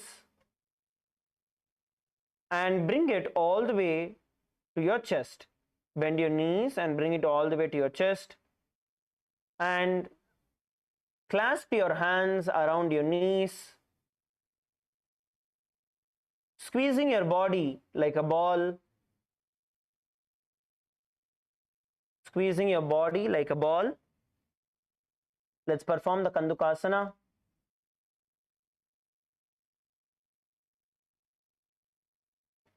Let us all perform the Kandukasana.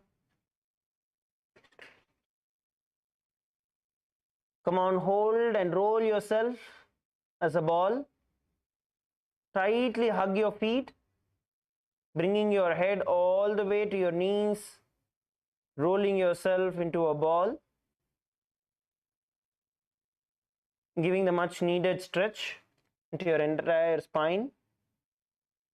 Now visualize yourself as a ball in your inner space and the internal japa, Om Nithyananda Paramashivoham. वृतासने स्थित्वा हस्तपादं निकुक्ष्य मूर्ध्वं नयेत् पृष्ठवंशेन भूमिं पोठेत् कण्डुकासनं भवति. Relax. The next asana we are going to be performing is going to be Urdhva Pavanasana. In Urdhva Pavanasana, as you continue to lay down on your back, you're going to bring your feet to the ground, knees raised up, and interlock your hands and place them under your head. Interlock your hands and place them under your head.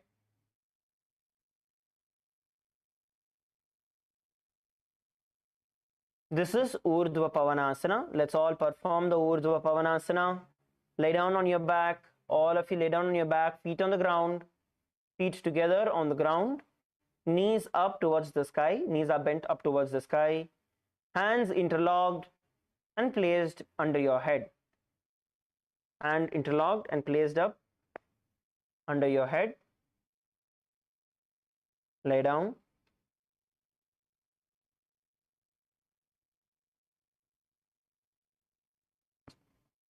Lay down, hold the position.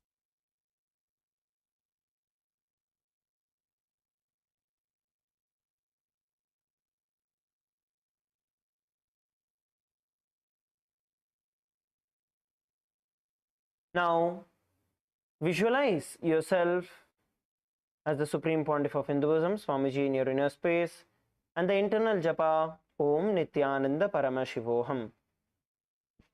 प्रथमे शुद्धो शयन करावे घोड़ा उबोरा से मिलावे Gulf माहिला अंगुष्ट दोई करे एकासी मलरसोई. Relax. Now, from this position, we are going to be entering into the Markata Pitasana. In Markata Pitasana, as you continue to be in this same position, you are going to insert your hands under your heels. So you're going to place your hands under the heels, palms facing upward, palms facing up. Insert your hands under your heels, palms facing up. And then now you're going to lift your hips off the ground. Lift your hips off the ground so that your whole body weight is resting on your shoulders. Your upper body is resting on your shoulders. Lift your hip off the ground. Palms under your heels, palms facing upward. Don't touch both the knees together. Have enough space between your knees. Now you're going to visualize yourself as a powerful alpha ape in your inner space and the internal japa, Om Nithyananda Paramashivoham. उत्तानशयनं पादतले उत्तानहस्तोस्तापयेत् पृष्ठभागां उत्तमयेत् मर्कटपीठं भवति. relax. The next asana we are going to perform from here is going to be Utthana Shiki Pitakasana. In Utthana Shiki Pitakasana, from the existing position, we are now going to lay down on the ground and bring our hands under our hip. Hold on to your hip with your palms and stretch your feet out. Stretch your feet out. Try to stretch it out as much as possible without having a bend in your knee. Try to stretch it out as much as possible without bending your knee. Support your hip by placing your elbows on the ground and palms on your hips. And stretch your feet out as straight as possible and hold. Let us perform the Utthana Shiki Pitakasana. Come on, every one of you, lift and hold. Hold the position. Try to straighten out. Nandakumare, ungaloda mutti vandu valaikadinga. Nera veinga. Muttiya straight ஆக்குங்க. காலை முன்னாடி இன்னும் stretch பண்ணி முட்டியை வளைக்காம straight பண்ணுங்க. Now visualize Swamiji in your inner space and the internal japa. Om Nithyananda Paramashivoham. Jhanghaghoru bhalahīnyashet Uttāna Shikipitakam Apramatta Prakurvita Ukte Pragvijitendriyaha. The next asana we're going to enter is going to be Narakasana. All of you relax, relax on the ground, lay down on the ground. Just lay down on the ground. The next asana we're going to perform is going to be Narakasana. So in Narakasana, what we're going to do is, as you lay down, you're going to support your hip with your hands and you're going to lift your leg all the way to the sky, supporting, balancing your entire body on your shoulders and on your elbow. So let's do this together. Narakasana. Now rest your elbows on the ground, place your hands on the hip, lift your feet up towards the sky as straight as possible, toes pointing up towards the sky. Have your hips straight to your feet. Bring your hips straight to the feet. Don't bend it too much towards the back. The point is to keep it up towards the sky. Lift your hip off the ground. Try to lift your hip off the ground. LA team, female team, LA. Lift your hips off the ground. Place your hands under your hips, supporting your body, going up towards the sky, and hold the position. Now visualize yourself blissfully traveling through hell, unaffected by any of the negativities, and have the internal japa Om Nithyananda Paramashivoham. Vivakam tena bhumim vishtambha padagradvayam urdhvamurtayet narakasanam bhavati. Relax, come back to the ground. Come back to the ground. The next asana we are going to be performing is going to be Tiriyan Naukasana.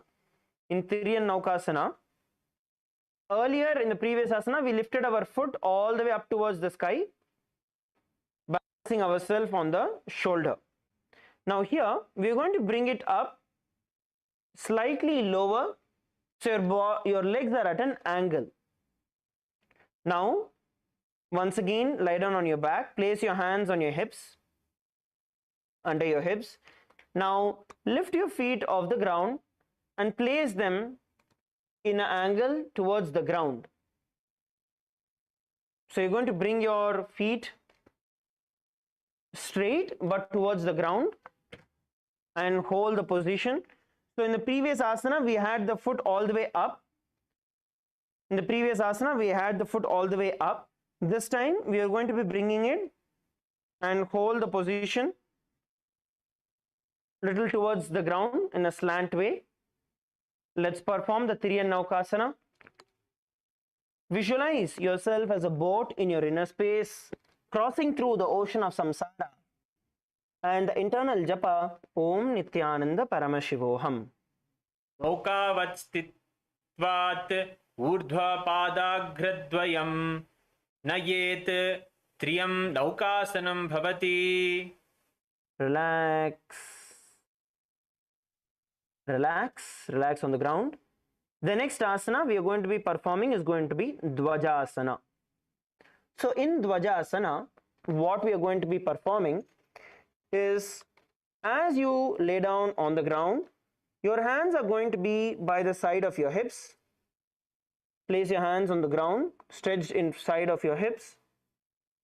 And then you're going to bring your feet all the way up to the sky, knees straight, and supporting by your hands on the ground. So instead of supporting your hip with your hands, you're going to now place your hands onto the ground and support your body by placing your hands on the ground. Let's all perform the Dvajasana. You're going to lift your hips off the ground and try to keep your legs straight. Don't bend all the way back. We are not going all the way back. Your feet have to be straight up towards the sky. You're going to visualize yourself as the flag of Kailasa, waving and flying high in all your countries. And the internal japa, Om Nithyananda Paramashivoham. त्र्यन्नौकावद्ग्रीवा पृष्ठकूर्परैः भूमिमवस्तभ्य मस्तकलाक्षेन पादाग्रद्वयम् ऊर्ध्वनयेत् ध्वजासनं भवति. Relax, come down on the ground. We are going to be performing the Amritasana. This is the 308th asana. By performing this, we are officially finishing the Dvitiya Vinyasa Krama. So lay down on the ground. Have a slight gap between your feet.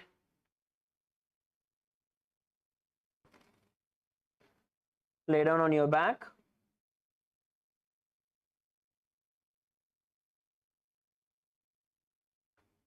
And just relax with absolutely no movement. Visualize your physical body is dead and Swamiji is liberating you. Absolutely no movement, no distraction.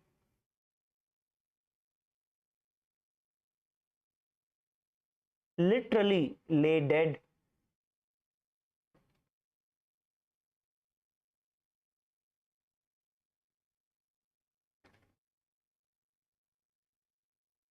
Close your eyes and relax completely.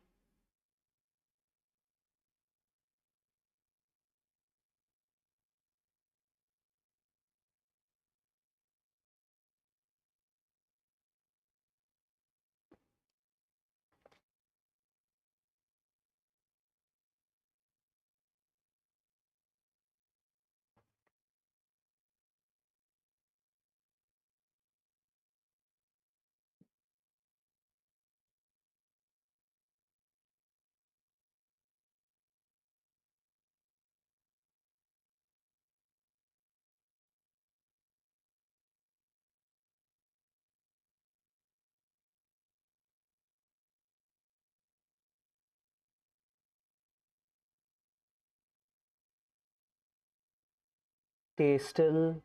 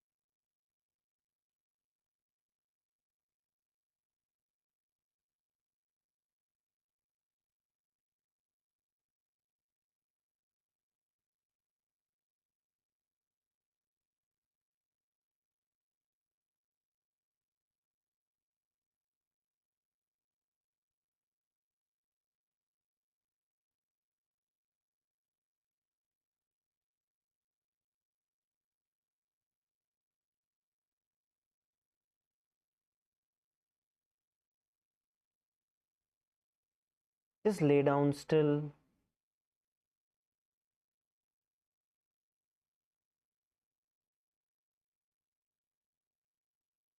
Now, bring your awareness to your Mooladhara chakra and pull your Kundalini Shakti all the way from the base of your spine to your Sahasrara chakra.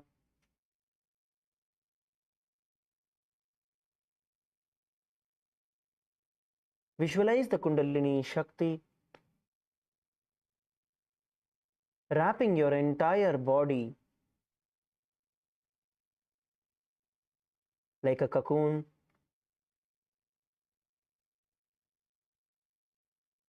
Bringing in intense healing and consciousness into your entire body. Visualize the Kundalini Shakti as the two snakes intertwining continuously around your body.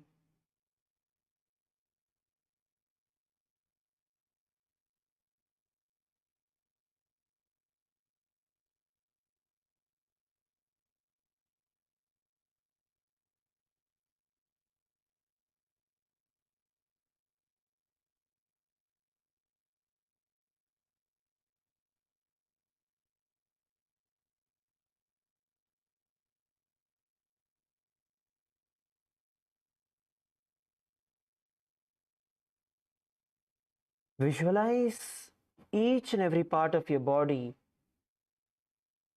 getting rejuvenated, becoming strong, becoming flexible.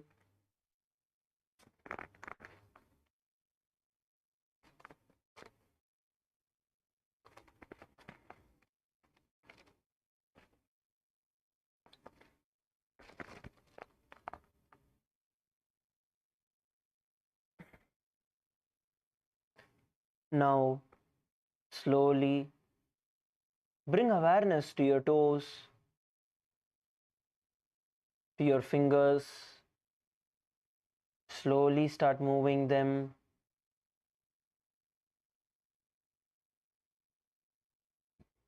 Bring awareness to your knees, your body. Slowly bring your knees to your chest.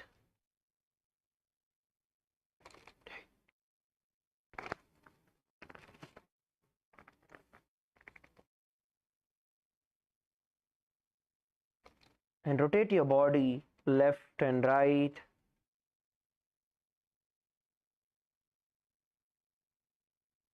And coming up into a seated position. Sit in a comfortable position, either in Vajrasana or Padmasana or Sukhasana or Ardha Padmasana. In any of your comfortable position, be seated. Please come into a seating position. Sit up straight.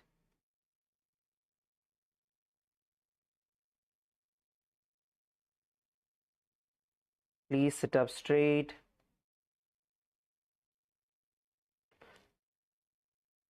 We are now going to be performing the Maha Mantra, where we are going to hum intensely as long as possible. So you're going to inhale and we are going to start humming.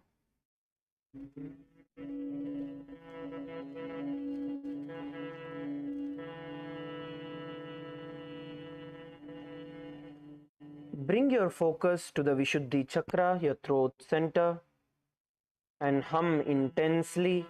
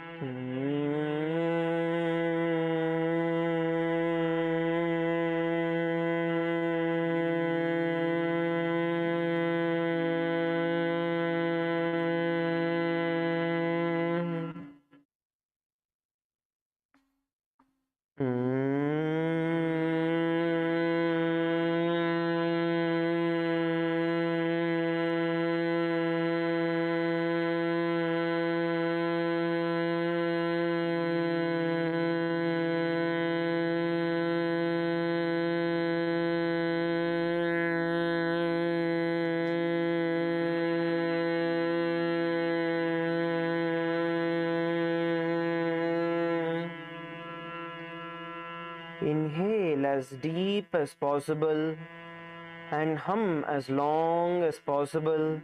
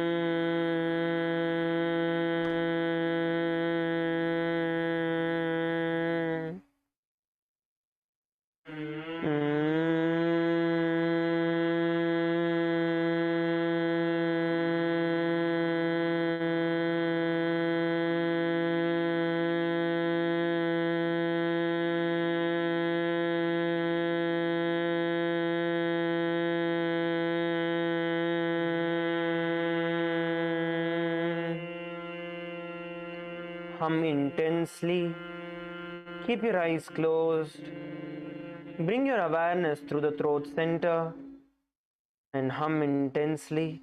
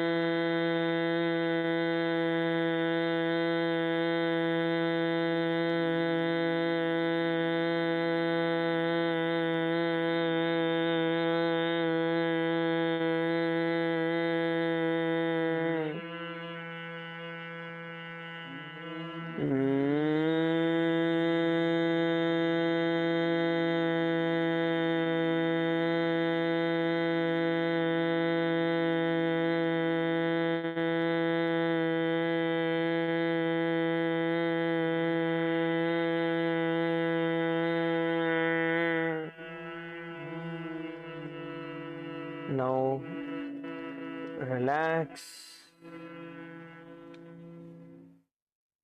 and just sit still in absolute silence.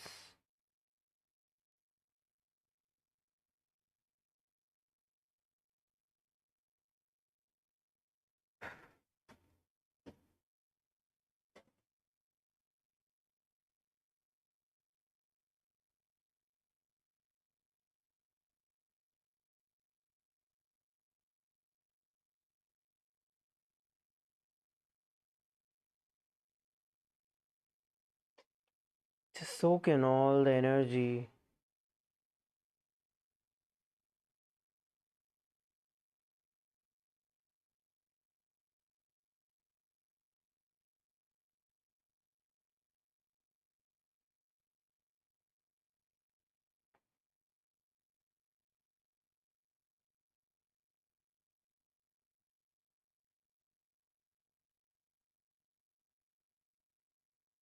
Sit unclutched.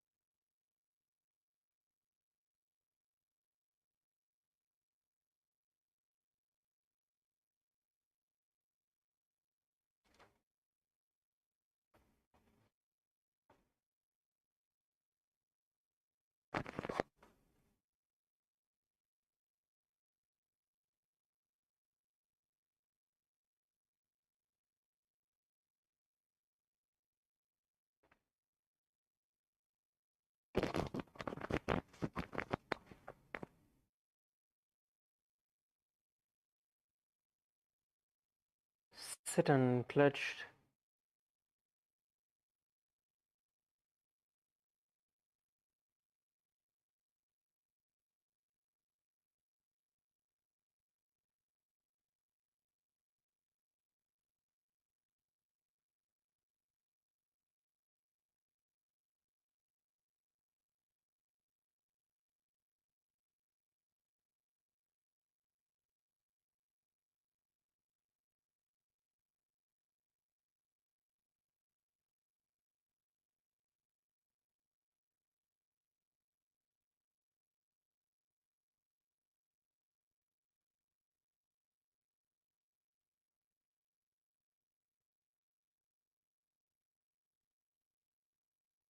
Now, slowly bring your hands in front of your heart.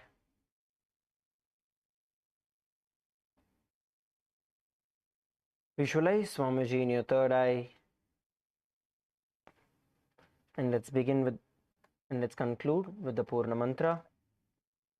Om Purnamadav Purnamidam Purnat Purnamudachyate Purnasya Purnamataya Purnameva Avashishyate. Om Shanti Shanti Shanti. Hari Om Tat Sat. Sarvam Bhagavat Shri Nithyananda Paramashiva Padukarpanamastu. Om Nithyanandam. Thank you, everybody. The food will be ready in about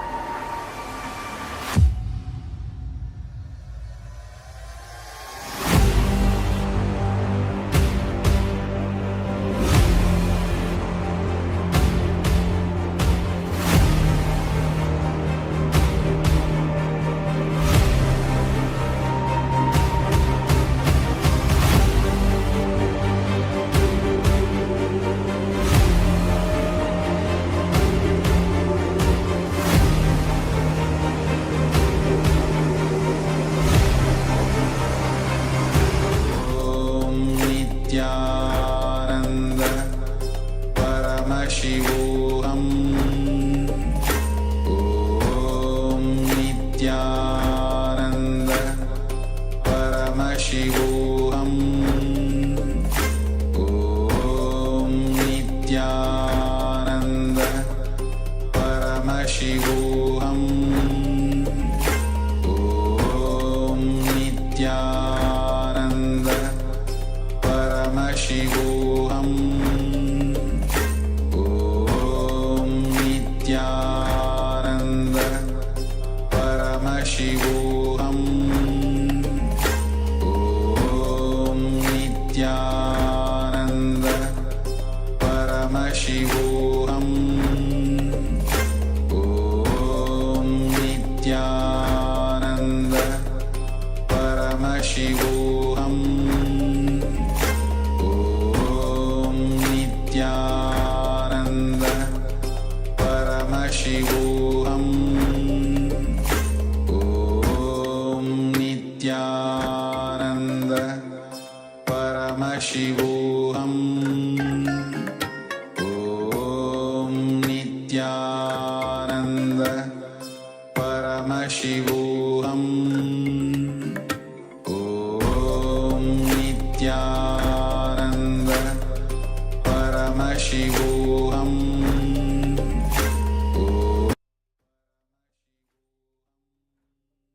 नित्यानन्दं परमसुखं केवलं ज्ञानमूर्तिं द्वन्द्वातीतं गगनसदृशं तत्त्वमस्यादिलक्ष्यम् एकं नित्यं विमलमचलं सर्वदी साक्षिभूतं भावातीतं त्रिगुणरहितं सद्गुरुं तं Namami. Yes, Nithyananda, all of you. Nithyananda. And welcome to today's wonderful day of Paramashivoham Level 1. Today is day 16, so it has been a long journey. We are almost more than half days we have already covered. Half of the Paramashivoham days we have already covered. We are on 16th day. So, and we just finished 100 asana sequence, Pratham Vinyasa Karma. So I said very beautifully, Nithyananda Yoga is the essence of millions of yogic scriptures. So, and it is designed, the Nithyananda Yoga itself is designed so that the divine enters into man. It is not man entering into divine, but divine entering into man. Through whole practice of yoga, Nithyananda Yoga, we are trying to align our body to the cosmos. So take a moment and let us share your experience or your breakthrough that you had through yoga. Even through one asana you had breakthrough, you can share that as well. Even throughout the whole Paramashivoham, or how you are experiencing yoga in your life. And it's also very important that you have the right attitude, the right intention when you enter into yoga. So whatever your intention is when you practice yoga, that is what you become. So make sure that you take part, you have the right intention. So set the intention from the start of what you want to achieve through this yoga. And also, it is important to practice authentically every single one. There's 12 different parts to the yoga. Make sure that you do every single part of the yoga itself. So whether it's the breathing, whether it's the asanas, the breathing, the visualizations, every little part, the mantras, every little part is very, very important in order to get to this intention that we set. Yes. All right. So now let's get ready to manifest the powers of Paramashivoham. Power manifestation will be entering into. So as today we'll be doing seeing, we'll be starting with the power manifestation, which is going to be seeing picture blindfolded. So as you are getting ready with the blindfold to cover your eyes, we'll be entering into Sas Pramana. Meanwhile, you can get ready with the eye band, or if you don't have the eye band, you can have a piece of cloth to cover your two eyes as we are manifesting the power of third eye. So let's enter into the Sas Praman, which is the scriptural reference for manifesting the powers of third eye. And the scripture reference goes as Kapalantarmano yansya tishtan meritalochanaha kramena manaso dharyat lakshaye lakshamuttamam. The translation of this verse goes as, by fixing the mind in the space, within the crown center and sitting stably without any movement, having the eyes closed in succession, but that stability of the mind and the inner space through the power of third eye, one directly sees the ultimate goal, Lakshman. By having the vision beyond the sight that reveals any object or place, attaining the space of oneness with the source, Paramashiva. So with this, let's get ready to manifest the powers of third eye. Okay, so let us put on the eye bands. So requesting all participants, please put on your eye bands. And of course, if you don't have an eye band, you can always have a piece of cloth, any piece of cloth, any covering that will be opaque in nature, such that you don't see through this cloth. So requesting participants. Also, other participants that have not yet are not yet back from the yoga, back in front of the cameras. So requesting Ma Tashvibi, Ma Suganyana Swarupini, to please come back on the camera. And also we have Ma Parabrahma Swarupini, Ma Shu Weiping, and Ma Amrita Vandini. If you could please switch on your cameras and be available in the camera frame. And also we're just joined we've just been joined by Ma Yang Yan Hong and Nithyananda Ma, and welcome. Yes. And also by Ma Lu Yi. So welcome, Ma Nithyananda. Welcome to, we're just about to start the power manifestation. So if you could please prepare your eye bands for the power manifestation. So we'll have a couple of rounds of power manifestation of third eye vision.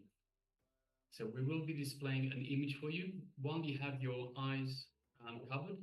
And through the power of the third eye, you will see the image, receive the information of the image that is being displayed for you. So now let us sit comfortably with our head, neck, and spine in a straight line.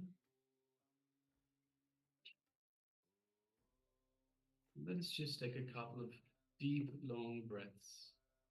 So just follow my instruction as we breathe in and breathe out. Breathe in and breathe out. And breathe in one more time. And breathe out. All right, now let us just have our awareness on our mind. Anything that the mind throws at us, let us just be a witness.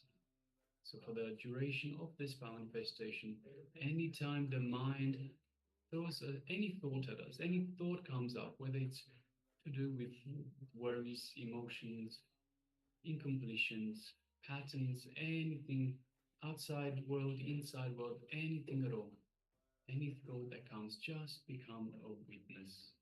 Don't entangle in it, don't get involved in it. Don't wonder what it is, just understand it's a thought, it's a disturbance.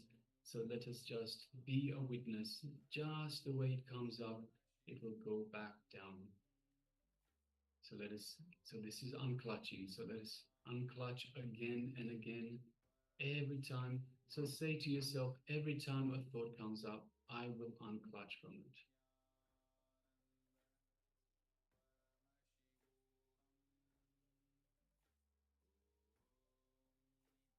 And from this unclutched space, let us move our awareness to our inner space, which is the Ananda Kanda, which is just below the heart center. And let us invoke Swamiji in our Ananda Kanda. So just a mere remembrance of Swamiji, the visualization of Swamiji in our inner space invokes the Master.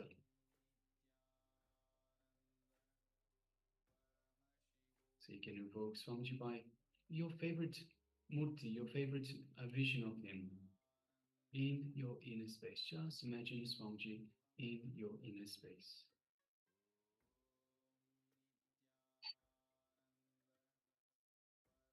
Now let us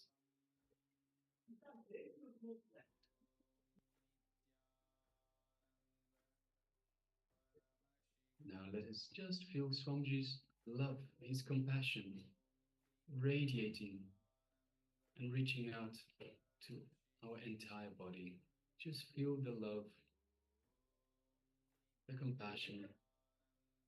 Feel Swamiji's superconscious energy as it flows throughout your entire body, touching every one of your trillions of cells.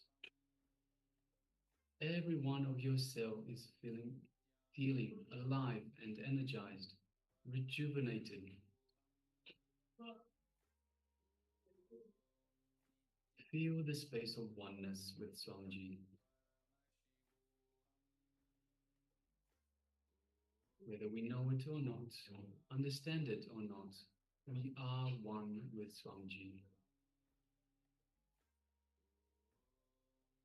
From this space of oneness, let us now just gently move our gaze to the third eye, the Anya chakra, just between our eyebrows. And through our third eye, let us look into Swamiji's third eye. Just gently gazing, don't strain yourself, don't concentrate. Just gently gaze through the third eye into Swamiji's third eye. And as you do so, you feel the connection. You feel the energy built up in your third eye. As your third eye, your Anya chakra, is being awakened and activated.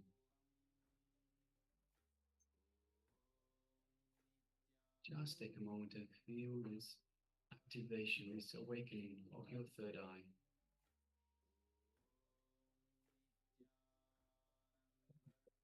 Now let us start chanting the Mahavakya.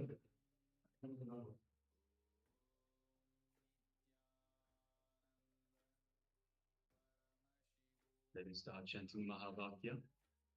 Om Nithyananda Paramashivoham. Om Nithyananda Paramashivoham. Om Nithyananda Paramashivoham. Continue chanting the Mahavakya.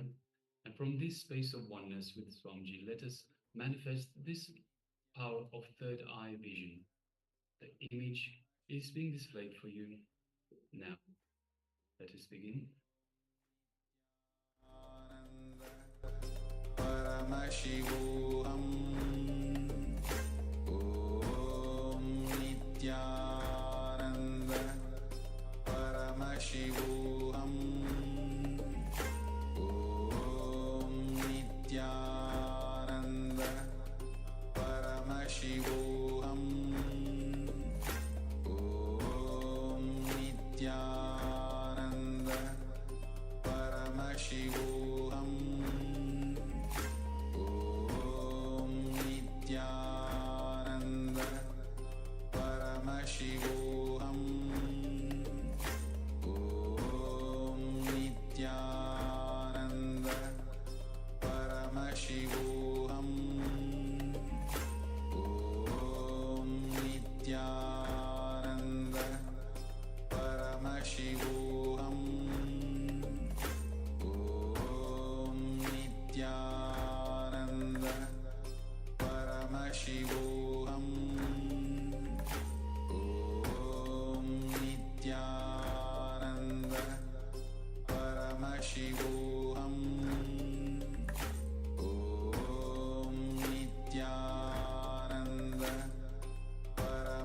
Paramashivoham Om Nithyananda Paramashivoham Om Nithyananda Paramashivoham Om Nithyananda Paramashivoham Om Nithyananda Paramashivoham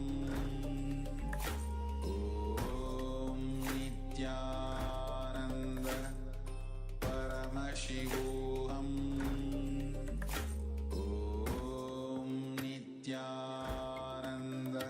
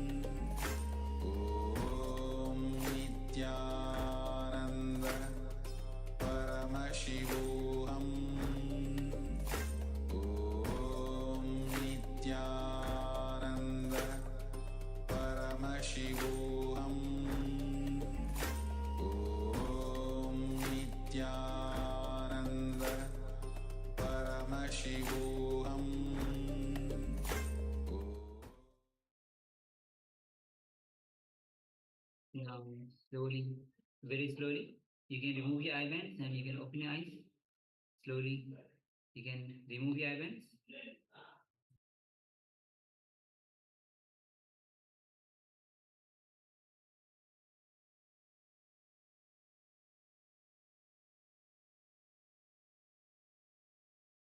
And with this deep, uncluttered space, let us share what was revealed to you through your third eye as you started to manifest the power of third eye, seeing picture blindfolded. When you manifest this power, understand that it is conscious energy which is flowing through you. Let us take a moment and let us share.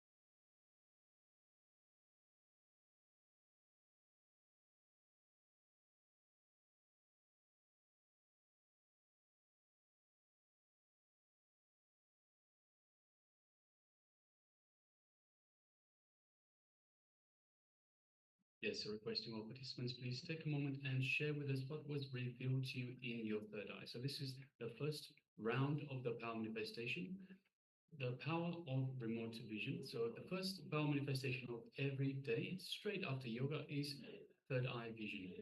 So this is the first round. So requesting all participants to please share what was revealed to them. So if you've taken part in this power manifestation, so we have Ma Yang Yan Hong, Ma Parabrahma Swarupini, Ma Chu Wei Ping, Ma Amrita Vandini, and Ma Lu Yi, requesting if you could also please share. So we have sharing from Klaus I. So Klaus I says blue sky. Thank you very much for sharing. And we have one sharing from Yang Hong, Ma Yan Hong.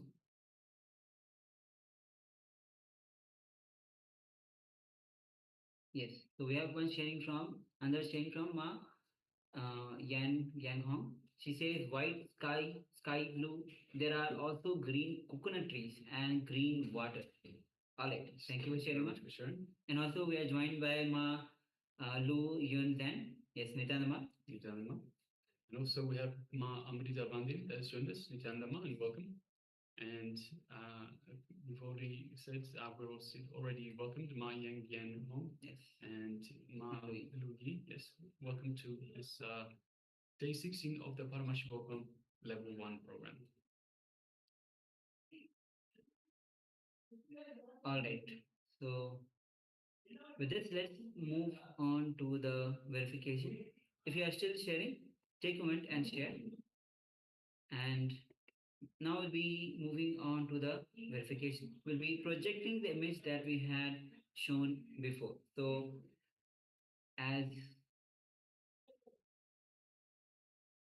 yes. So this is the image that we had shown before. Yes, that's a beautiful image of a river delta. So there's you can see people in a boat just traveling through the delta. You can see the trees growing directly out of the water. And yes, it's a very nice scene throughout, very nice and relaxing scene throughout. Yes. So we have Claudia who shares blue sky. Yes, definitely it's a daytime and the sky is blue. Yes, thank you very much for sharing that. We have Ma Yang Yan Hong who says white sky. So we can see the white of the sky. There is clouds in the sky. Sky blue. So yes, the sky is blue. There are also green coconut trees. I don't know about the coconut trees, but there's definitely a lot of green and a lot of trees. So you can see the trees are all green. You can see the leaves of the trees also on the water itself. So there's a lot of green and green water. Yes, very much green water because of the green of the leaves from the trees. The water is very much green. So yes, thank you very much for sharing, man. Congratulations, spot on. Just not the coconuts, but everything else absolutely spot on. So congratulations, man. Well done. So with this, let's move on to the next round of our manifestation. Again, we'll be projecting you, showing you the image in front of your screen through your third eye. Scan and get all the details of the image. So again, you can cover your eyes with the blindfold. And it's important to go into as much detail as possible. So requesting all participants, have a look at every single detail that you are being displayed, that you are being reviewed. Even the smallest detail is of great importance. So please make sure that you pay attention to every detail, and you go into as much detail as possible in your sharings as well. So as you sit with your head neck spine in straight line, with your eyes closed, visualize Swamiji's energy flowing throughout your entire body, filling your entire system with his love and compassion. Every trillion cells of your body is getting energized with Swamiji's energy. Now, gently bring your awareness to your third eye, just as you gaze at the flower. Do not concentrate, do not force yourself. Just a gentle awareness. And start to unclutch from every single thought. Unclutch from every identity that you carry, whether it is identity, outer identity, inner identity, the identity of gender or nationality, any kind of identity that you carry. Just unclutch from every single identity. And ultimately unclutch from the thought of unclutch itself. Go on unclutching, and then you enter into the space of pure oneness. From that oneness, let's start chanting the Mahavakya. Om Nithyananda Paramashivoham. Om Nithyananda Paramashivoham. Om Nithyananda Paramashivoham. As you keep vibrating with this intense Mahavakya, with deep feeling connection with Bhagavan, let's enter into this round of our manifestation. The image is now being projected. Let's begin. Paramashivoham. Om Nithyananda Paramashivoham. Om Nithyananda Paramashivoham. Om Nithyananda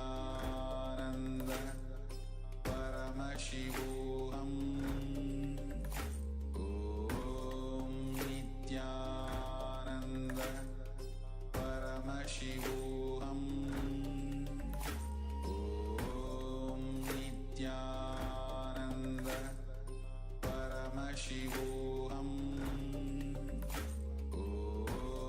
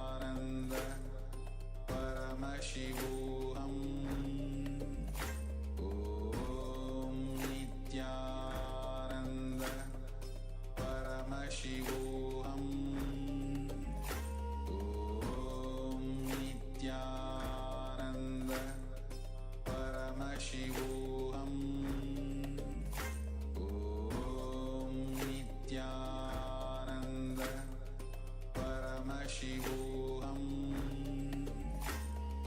Om Nithyananda Paramashivoham Om Nithyananda Paramashivoham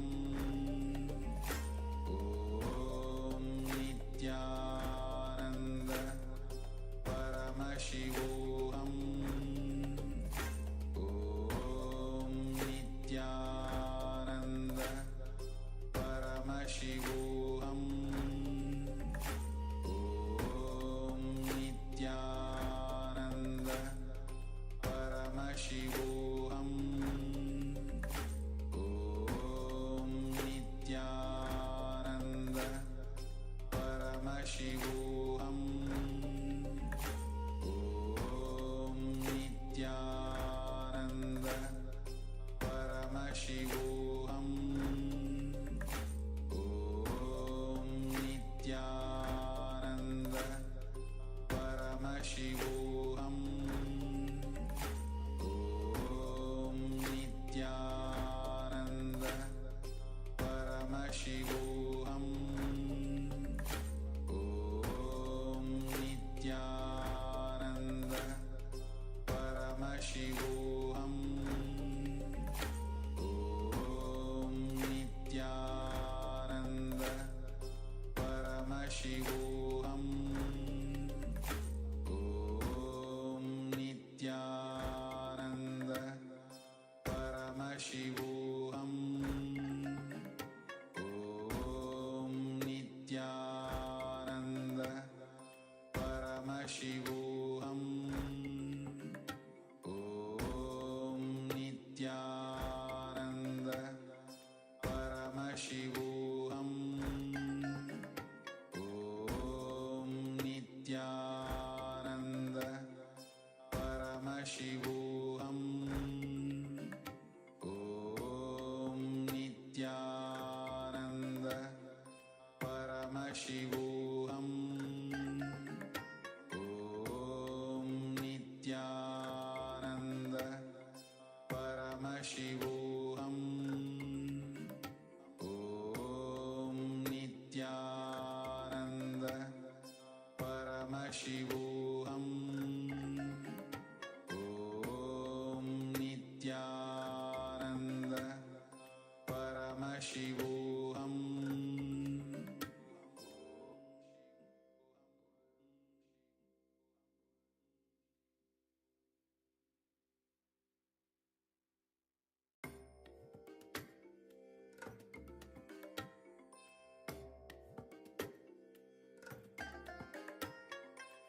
I bless you all. Let you all open all your three eyes and manifest the powers of Mahasadashiva. Om Nithyananda Paramashivoham Om Nithyananda Paramashivoham Om Nithyananda Paramashivoham Om Nithyananda Paramashivoham Om Nithyananda Paramashivoham Om Nithyananda Paramashivoham Om Nithyananda Paramashivoham Om Nithyananda Paramashivoham Om Nithyananda Paramashivoham Om Nithyananda Paramashivoham. Yes, you can relax now. Slowly, very slowly, you can remove your eye bands And gently let the light come back into your eyes.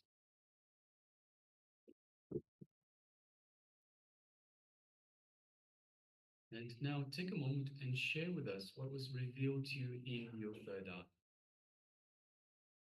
So a reminder to participants, this is the power manifestation, the all power manifestation manifests from the space of oneness with Paramashiva, feeling connection and oneness with the Supreme Pontiff of Hinduism, with Swamiji himself. It is from this space that we manifest the powers. And it's also important to understand it is not a measure of who gets it right, who doesn't get it right. This is all about you. No one else, just about you.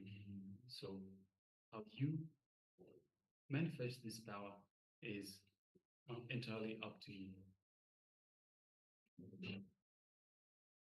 It is your journey, it is your oneness, your feeling connection to Swamiji, your oneness with Paramashiva, with every power manifestation. So it's important that you do it authentically, you do it the way it's meant to be done. Because it is just your feeling connection, your oneness with Paramashiva that gets strengthened with every practice of the power manifestation. So it's important that you do it authentically and you do it the way it's according to the instructions. So let's take a moment and share what was revealed to you through your third eye. Understand, third eye is the seat of willpower. When your individual will aligns with Paramashiva's will, you are able to manifest anything that you want.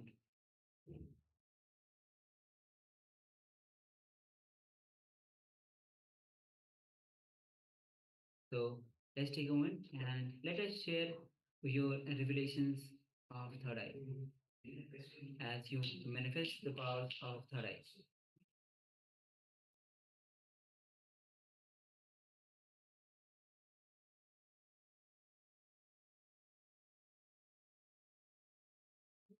Yes. And also requesting Ma Parabrahma Sarupini, Shobepin, Ma Amtavandini, and Ma Yang Yan Hong to be available in the camera. Switch on your cameras. Again, Swami says very beautifully that unless you give you 100%, total, being totally involved, give you 100%, then the transformation happens. Swami gives a very beautiful example of how the water, even if it is 99.9 degrees Celsius, it is still water. At only 100 degrees Celsius, the transformation happens.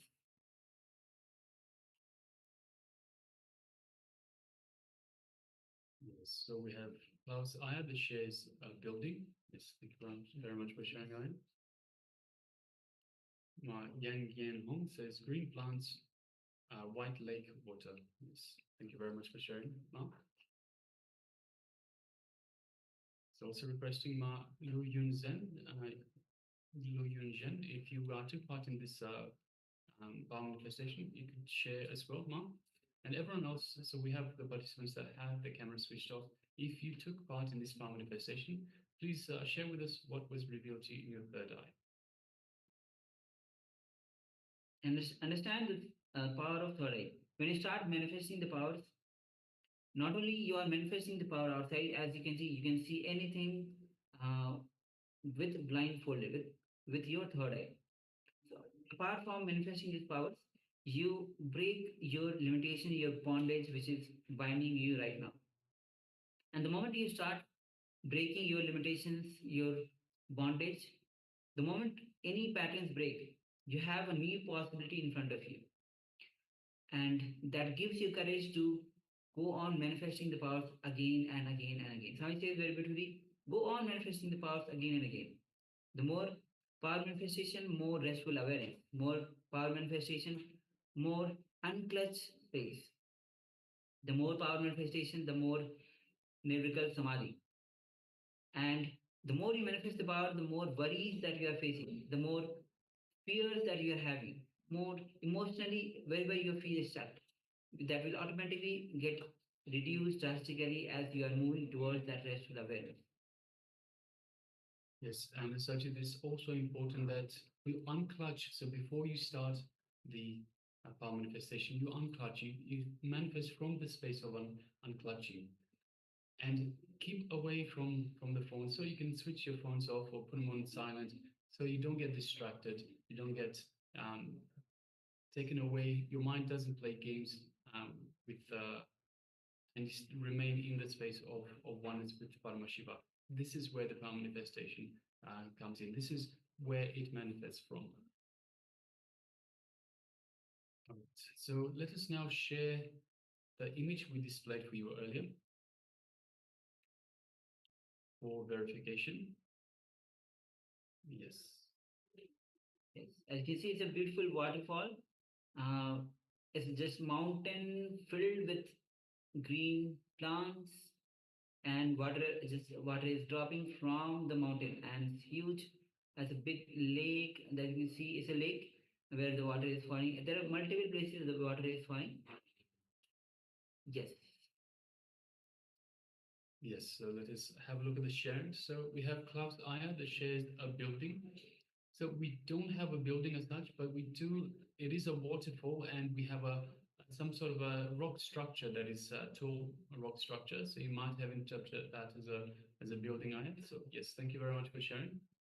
And we also have Yan Hong, who shares green plants. Yes, definitely, it's just filled with the rocks. The mountain is filled with green plants, and also on the sides, everywhere, just green plants, the white lake water.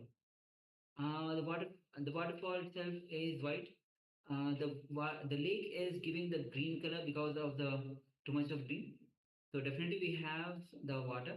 Yes, thank you, Ma, for sharing. Yes, thank you. And manifesting the powers of third eye. All right. So with this, let's move on to today's session. And today we are we'll be having sessions on Nitya Dhyan to experience the eternal bliss. So Nitya Dhyan is a technique that Swamiji himself has designed to experience, so that we experience the bliss. So we'll be having sessions throughout the day on this. We'll be going step by step.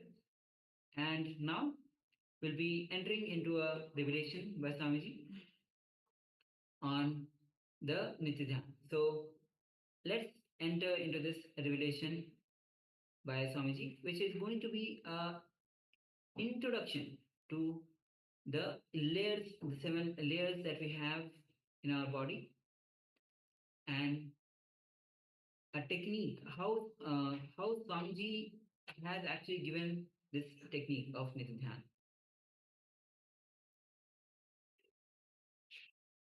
Yes. So please come to the space of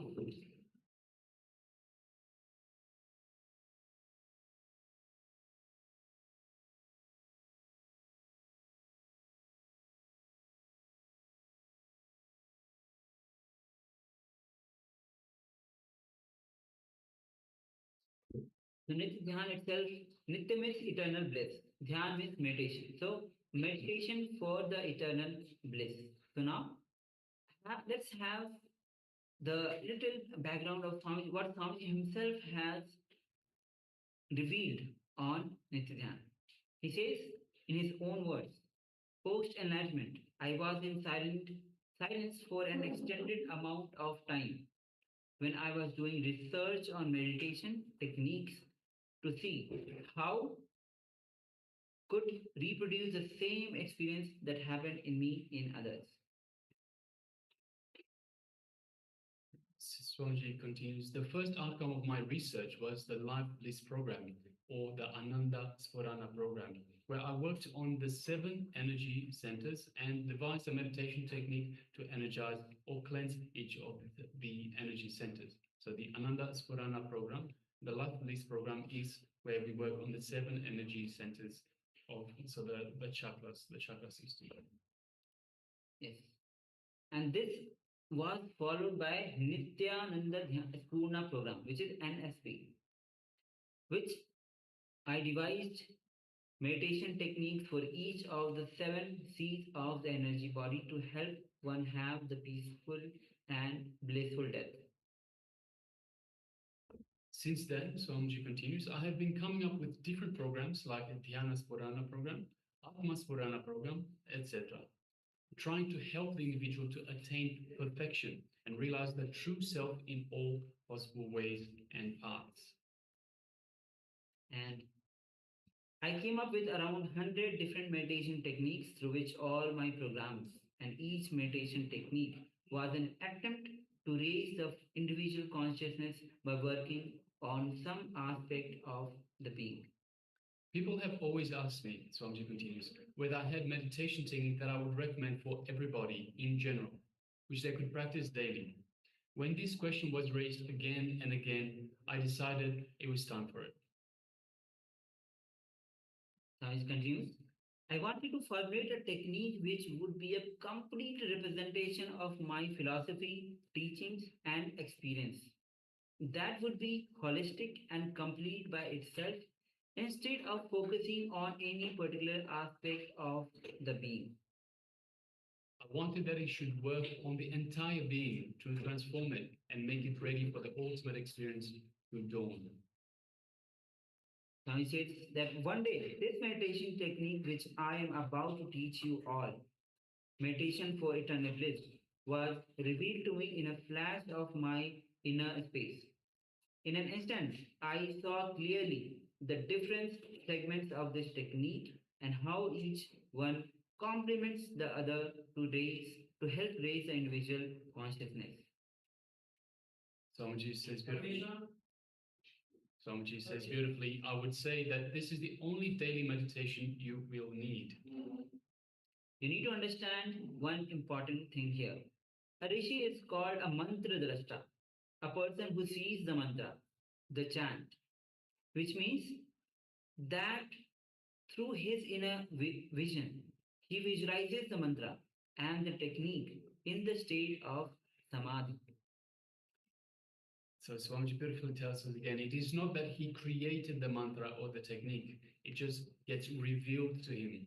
Existence is complete by itself, nothing can be created.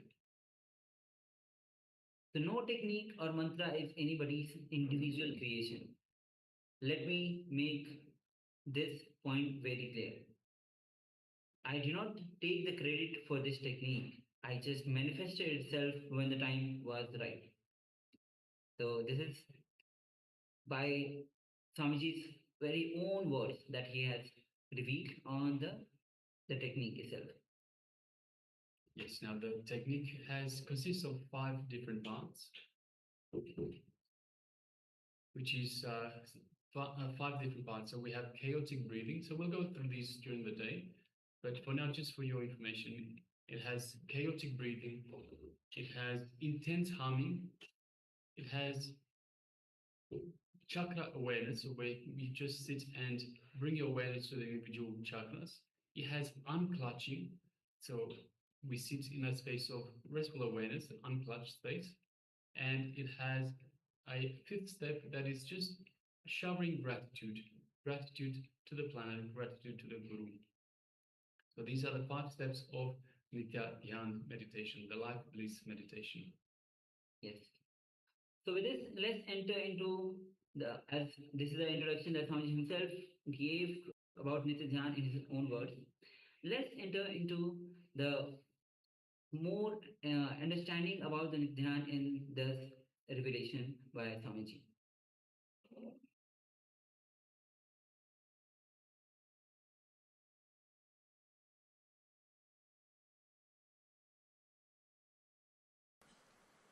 Let me define the word initiation.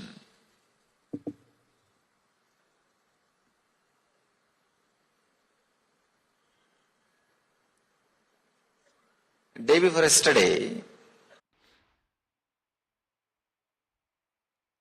understand, self-respect for yourself is never an ego. Mahadeva does that to you when you practice Agama. All sufferings,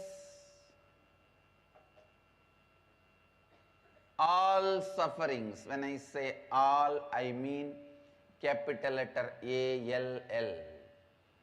All sufferings is because you forget your identity again and again and again. All the good things are showered on you when you become authentic. Again and again, aligning yourself to authenticity is tapas.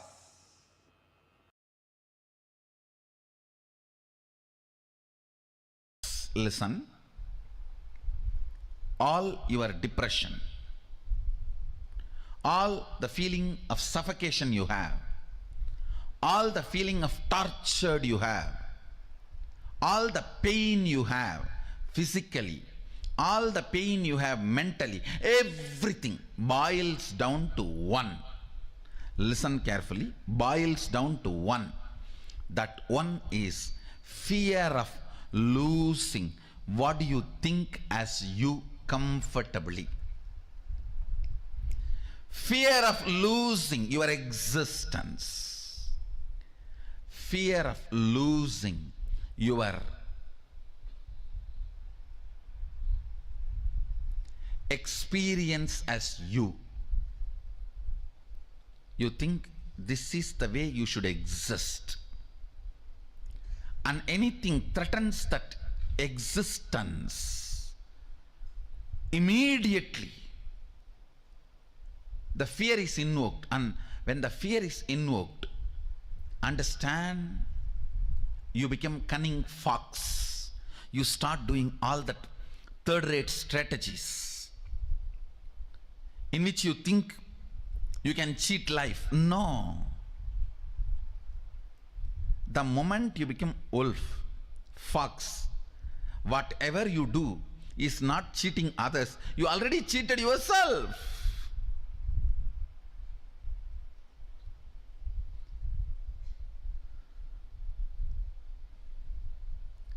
Immortality is the way of existing, means nothing can touch the way you exist.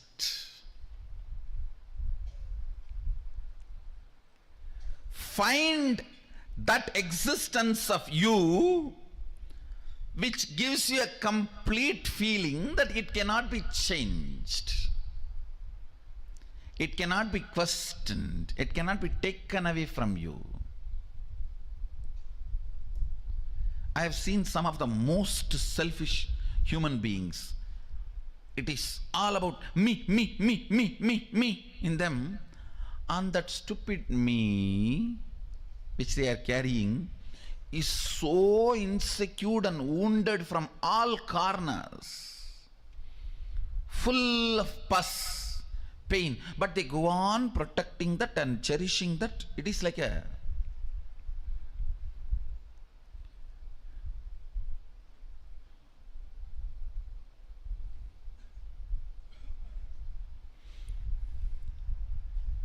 you have somebody who came to your house as an orphan,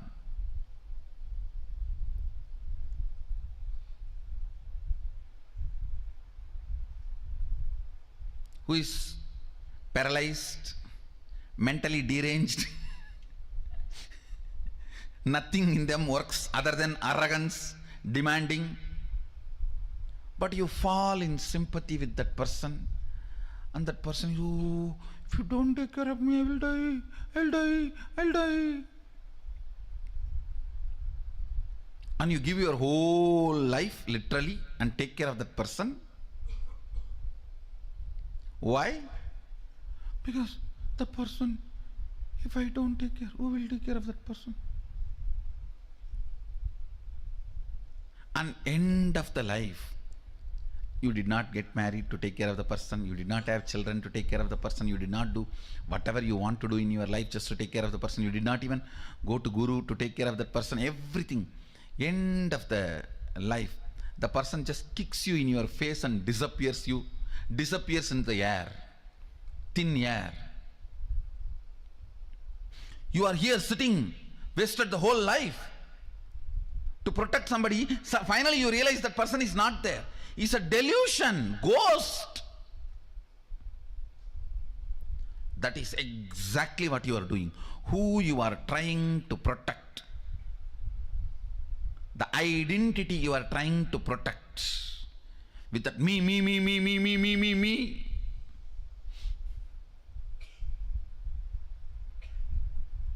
will suddenly disappear in the thin air after sucking your whole life. And then you will realize, oh God,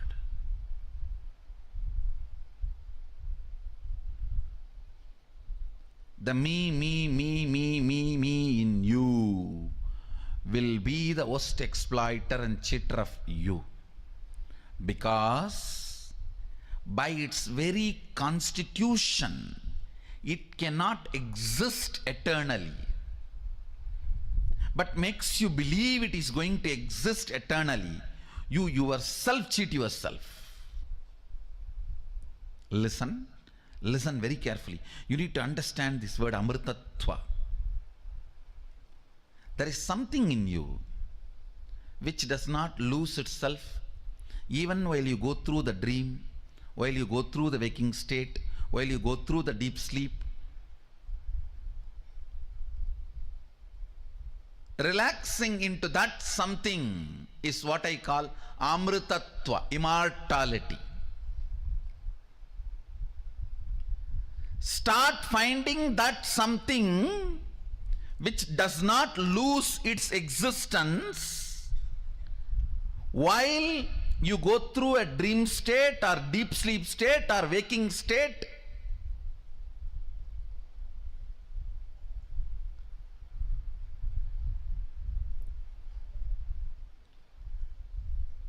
That in which when you relax, you don't feel threatened. You don't feel you have something to lose. You don't feel something is going to be taken away from you. You don't feel something is going to change in you.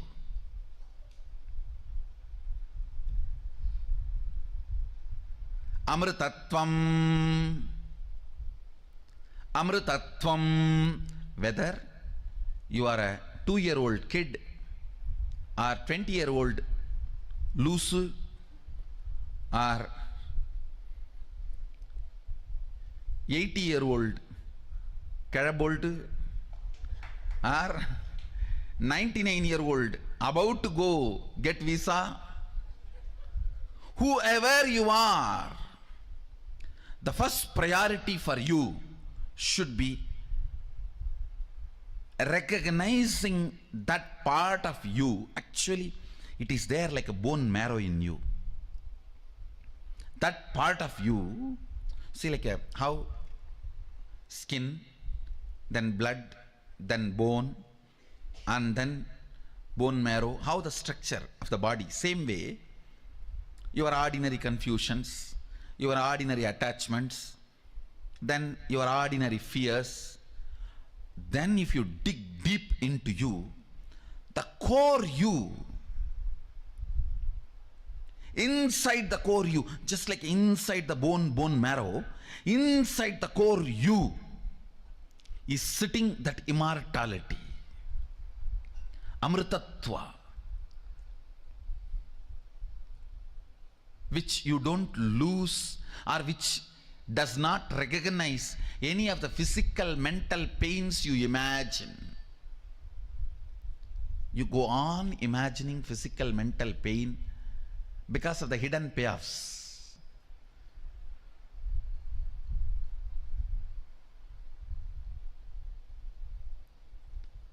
Because of the immature cognitions.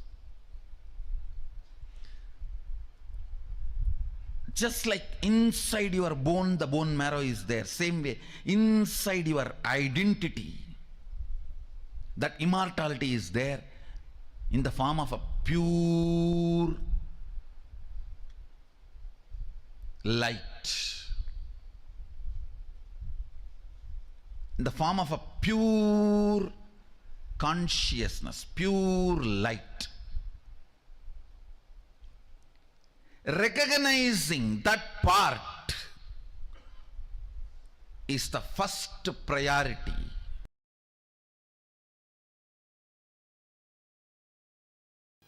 The relationship you share with both your mamakara and ahamkara is directly connected to your brow center. When you have non-integrated and inauthentic relationship between mamakara and ahankara, for example, in mamakara you feel you are covered, frightened, no courage, and in ahankara you show courageous, powerful, direct inauthentic, direct non-integrated, then your anya collapses. Having integrity and authenticity with mamakara and ahankara, your anya flowers. Unfortunately, almost all human beings have inauthenticity with both mamakara and ahankara. How many of you feel you have inauthenticity with your ahankara and mamakara? I think I should ask in the other way. How many of you feel you don't have inauthenticity? No, you cannot be. If you have, come on, I have a place for you here. This whole second row you can fill. Or I'll even empty this line, you sit there.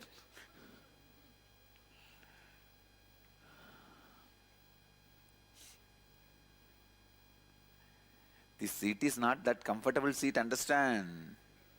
How many of you are greedy of this seat? Lot of responsibility, understand? Huge responsibility. Even the snake, when it bites you, it will tell, you gave me the poison, what can I do? I can vomit this only to your feet. You give me nectar, I will vomit nectar. The Kalinga, that snake, tells Krishna, after trying to kill Krishna, this fellow tells, I vomited poison true, but you gave me that only. Means, for everything you become responsible. Listen. Inside you, you always believe yourself lower than what you are. And outside you, you always project yourself higher than what you are. How many of you are able to cognize this? Anya, brow center collapses when your ahankara and mamakara is not aligned, whenever there is a mismatch in what you believe as you inside and what you project as you outside. It is like a sharp sword having both sides rubbing you constantly. When there is an inauthenticity between your mamakara and ahankara, both sides it is painful. Do you see? Inside also it is painful. Outside what you project, because nobody believes it, it is painful. How many of you are very clear that whatever you project, people are not believing? Raise your hand. It's very painful, do you know? You project something so sincerely, seriously. Almost like 10 days you work hard and make a beautiful flower arch. Suddenly somebody comes and tells, hey, fool, all these flowers are withered away 10 days before, you did not see up. You are arranging, so busy in arranging. By the 10 days you came to the lower part and you say, wow, I have done a flower arch. Somebody comes and knocks at you, the back, and says, see up. 1 week before it all withered away. Only then you say, oh God, what I try to project is not happening.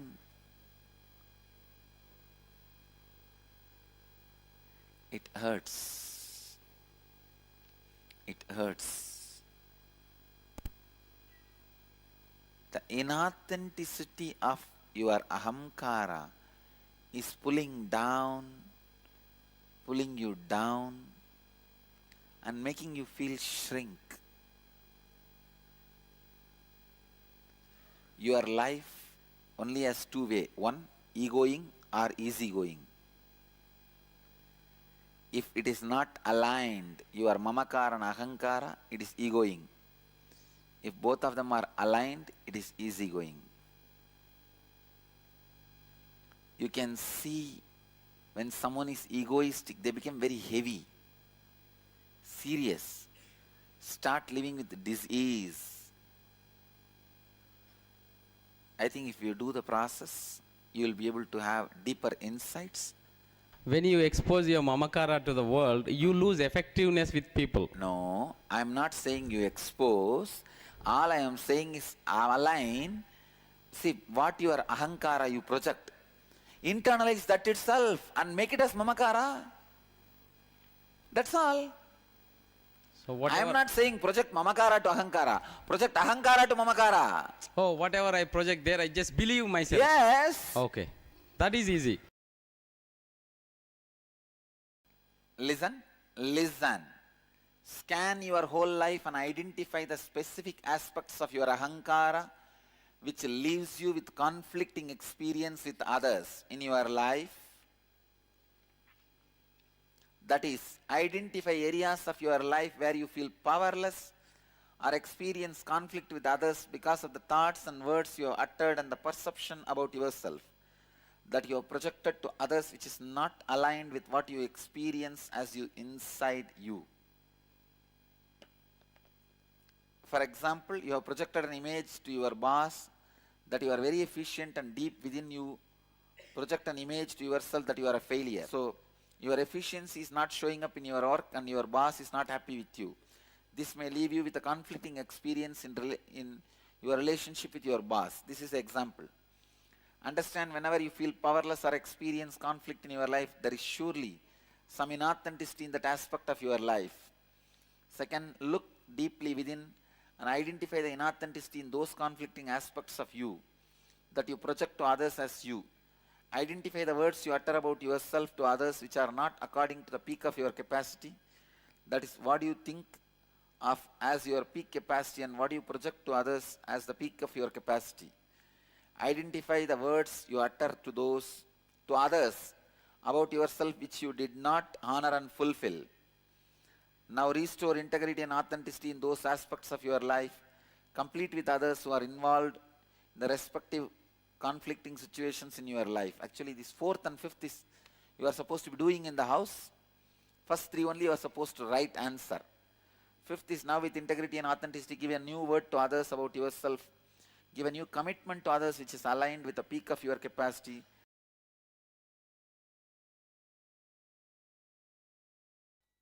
Having tolerance and patience is different. Compromising is different. Compromising means you should not come down from your spiritual cognizance. The way you make decisions, the way you think, the spiritual cognitive shift you experienced, that should not be compromised. Don't come down from that. Add little more tolerance.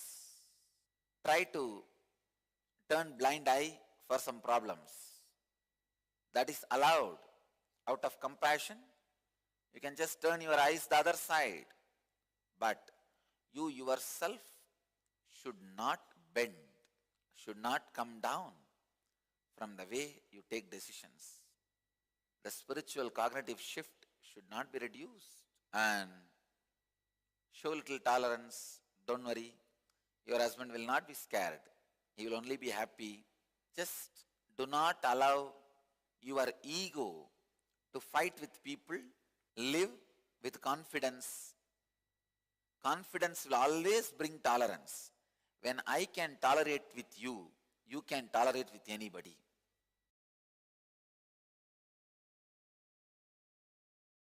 The first question today is from Nathan Myers, who's saying, Dear Great Master, will you please give us the best way to renounce the breath of the human body so we may transcend the ego and release all attachment to the mind and body? Thank you for your highest teaching. Exhaling is renunciation of the breath you inhaled.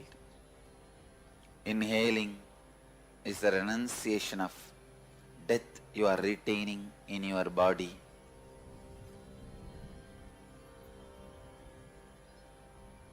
When you be in the center, neutral space between inhaling and exhaling, you renounce both life and death, rest in enlightenment.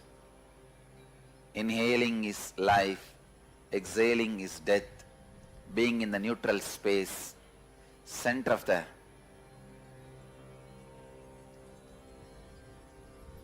inhaling and exhaling is enlightenment, samadhi space. Try continuously to be in the neutral space. That's the way you become enlightened. That's the way you will radiate enlightenment. That's the best way to renounce breathing and all the movements of life and death related to breathing.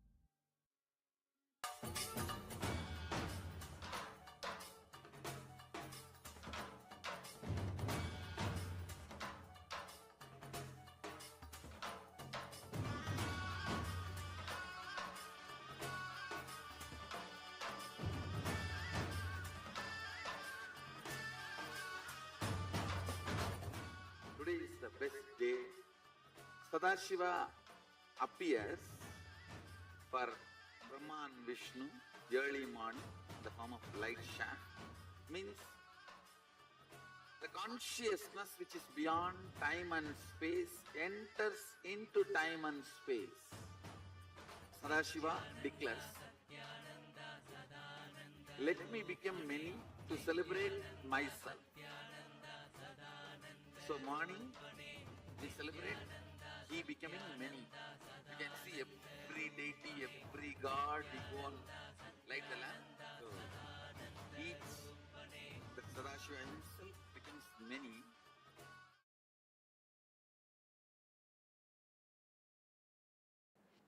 Actually today I wanted to work on perpetual completion. Understand? Perpetual completion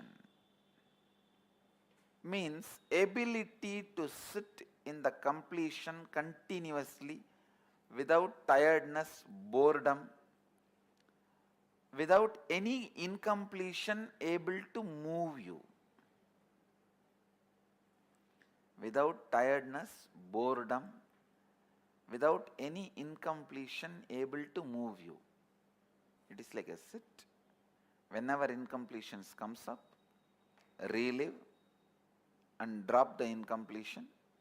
Again, just sit. The space of completion.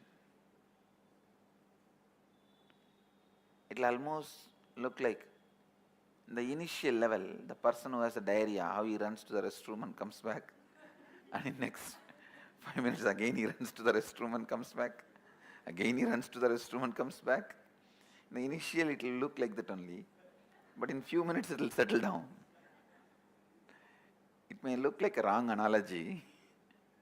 You can sit with open eyes or closed eyes, but you can't engage yourself in unconscious slumber, means sleeping. You can't engage yourself in just getting lost in the flow of thoughts. No. You will only sit in the space of complete completion. I am going to be here continuously encouraging you and guiding you. Listen. Listen to the instruction. You don't need to keep your eyes closed or eyes open. It's up to you. You want to keep your eyes open, keep it open. If you want to keep your eyes closed, keep it closed. It's up to you. But no thought current inside. You will sit in the space of completion. Any thought comes up is an incompletion. Then see the source. Why that thought? Feeling agitated, feeling irritated, feeling tired, feeling bored. Why that thought? See the source. When you started developing the same thought trend, relive, complete, relieve, come back to completion. How many of you understand the process? Shall we start? It will not be difficult, I tell you, very easy it will be. Only first 10 thought you have to do completion, and then after that it is just a simple decision, you will be in the space of completion. That is all. Permanent pain is nothing but every individual separate thoughts continuously coming. There is no permanent, continuous. Broken leg, every thought, I have had a hand fracture. Every thought of pain is continuous, not permanent. You can look in what mind says pain, from where that thought trend of pain is developing, how I am developing, look in. When you started developing, just see that thought trend and complete, relive. You will see it disappears. So thought will cross the thought and you will be thoughtless. Understand? Completion is also one thought which completes the incompletion. You will be in the space of completion. I tell you, you can complete even with the life incidences happening. For example, if you are continuously abused, decide I am completing with this pattern. You will see suddenly, you will stop attracting the people who are abusing you. Your life incidents can be completed. What you are talking about, small pains.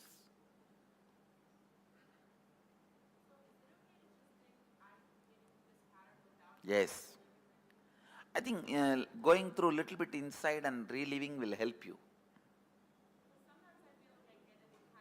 No, that hatred to go in is one more pattern.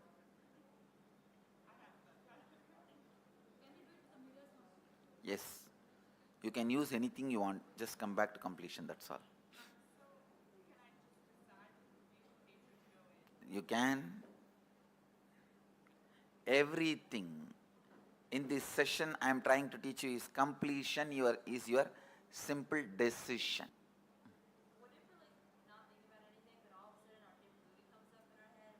That is incompletion. That is what I am telling.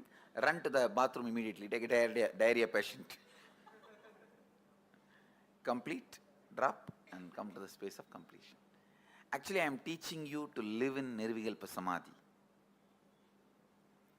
Perpetually living in Nirvikalpa Samadhi. Perpetually living in the space of Advaita. Perpetually living in the space of completion. That's what I am teaching you guys now. See, all these days we pulled out many incompletions from inside and completed. Today, we are just looking, whoever comes to fight with you, you are going to fight with them. That's all. We don't call for Mahabharat war. Whoever comes on the way to fight with you, finish them. No, every thought is a powerlessness.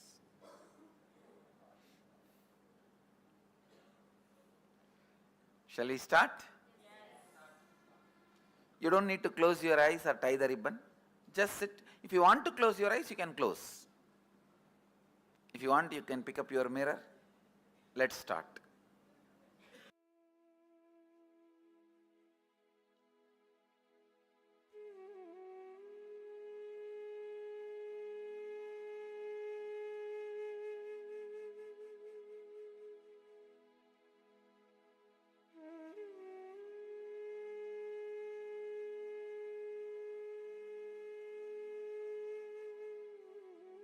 You don't need to keep your eyes closed or eyes open.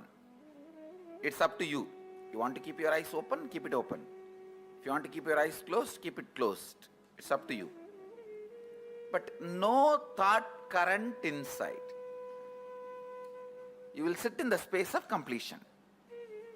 Any thought comes up is an incompletion. Then see the source. Why that thought?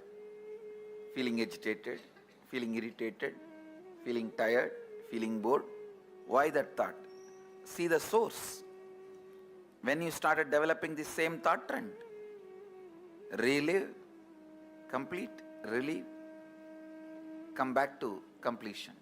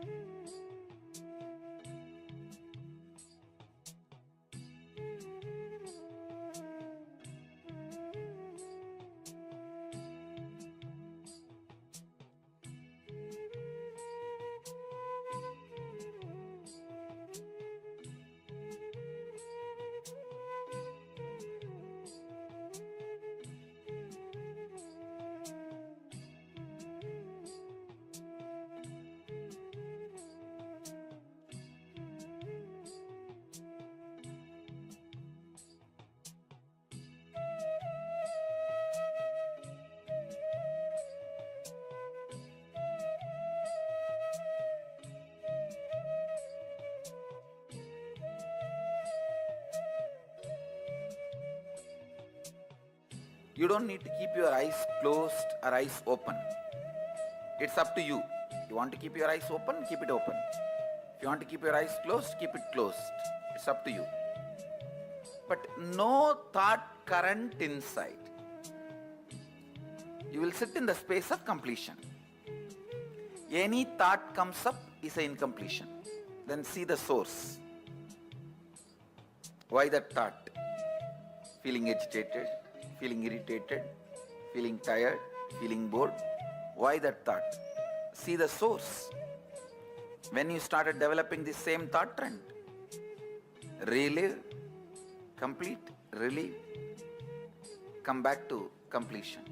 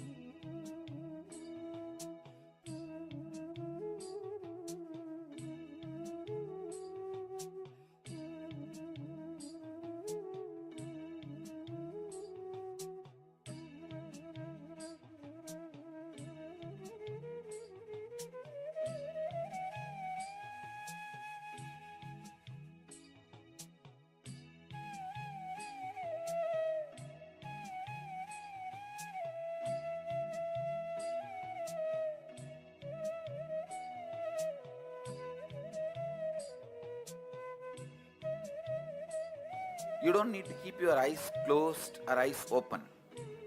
It's up to you. You want to keep your eyes open, keep it open.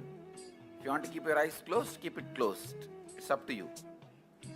But no thought current inside. You will sit in the space of completion.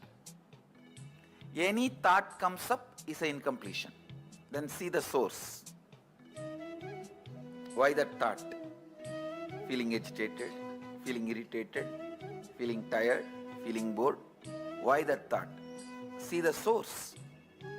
When you started developing the same thought trend, relive, complete, relieve, come back to completion.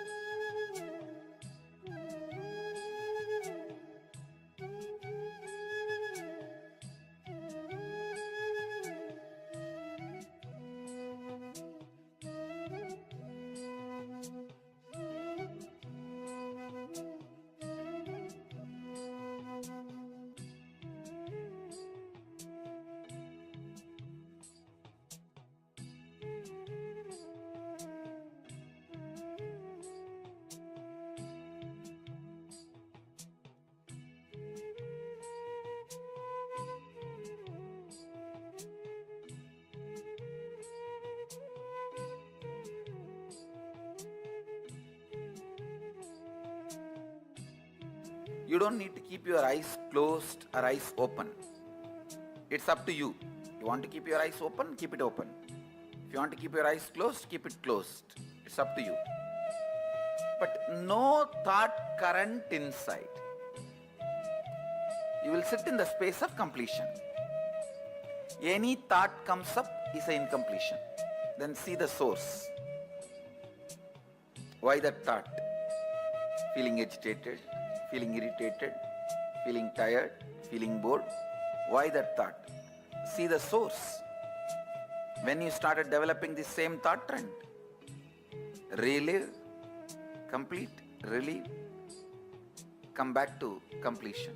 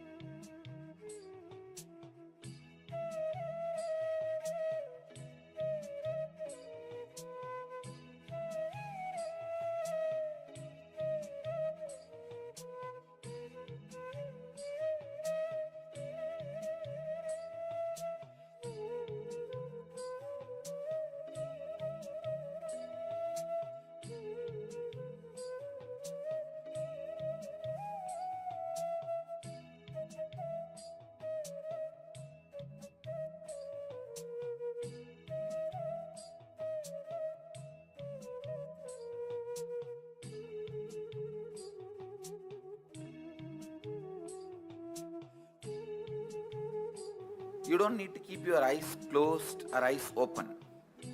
It's up to you. You want to keep your eyes open, keep it open. If you want to keep your eyes closed, keep it closed. It's up to you. But no thought current inside. You will sit in the space of completion. Any thought comes up is an incompletion. Then see the source. Why that thought? Feeling agitated, feeling irritated, feeling tired, feeling bored. Why that thought? See the source. When you started developing the same thought trend, relive, complete, relieve, come back to completion.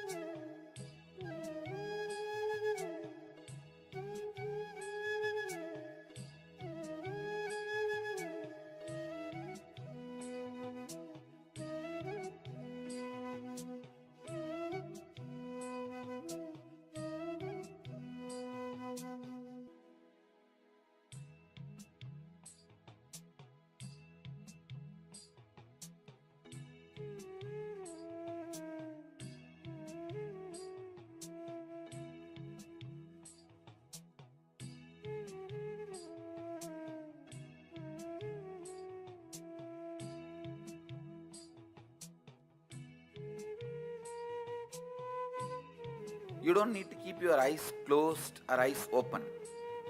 It's up to you. You want to keep your eyes open, keep it open. If you want to keep your eyes closed, keep it closed. It's up to you.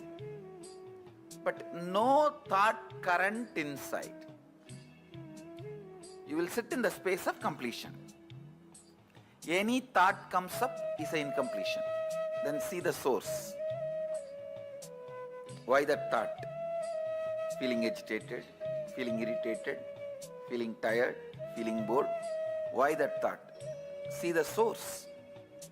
When you started developing the same thought trend, relive, complete, relieve, come back to completion.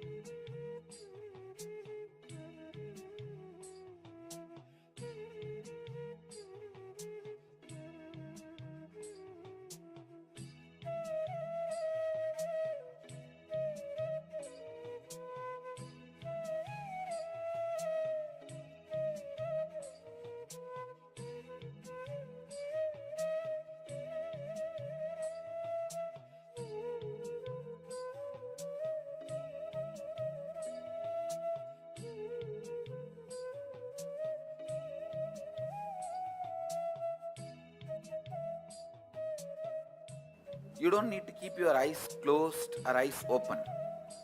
It's up to you. You want to keep your eyes open, keep it open. If you want to keep your eyes closed, keep it closed. It's up to you. But no thought current inside. You will sit in the space of completion. Any thought comes up is an incompletion. Then see the source. Why that thought? Feeling agitated, feeling irritated, feeling tired, feeling bored. Why that thought? See the source.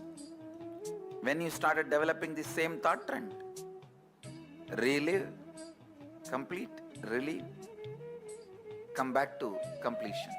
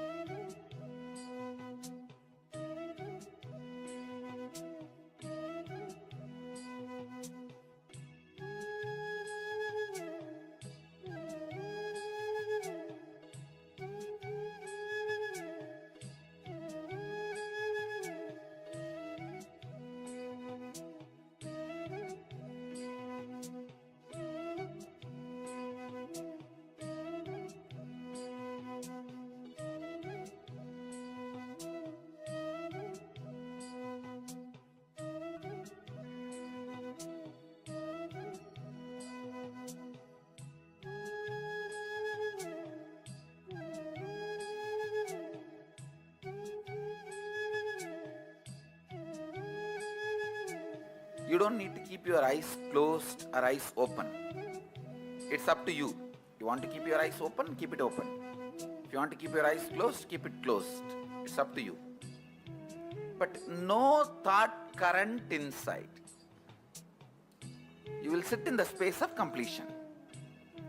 Any thought comes up is an incompletion.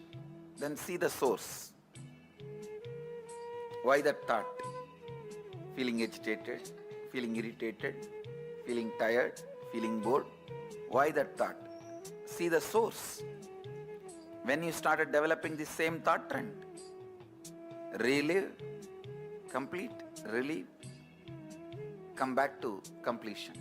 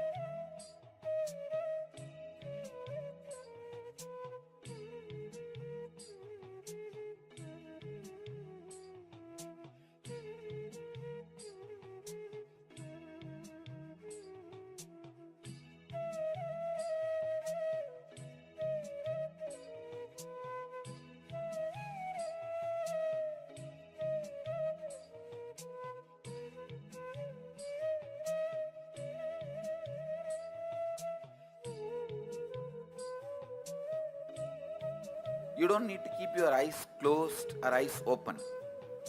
It's up to you. You want to keep your eyes open, keep it open. If you want to keep your eyes closed, keep it closed. It's up to you. But no thought current inside. You will sit in the space of completion. Any thought comes up is an incompletion. Then see the source. Why that thought? Feeling agitated, feeling irritated, feeling tired, feeling bored. Why that thought? See the source. When you started developing the same thought trend, relive, complete, relieve, come back to completion.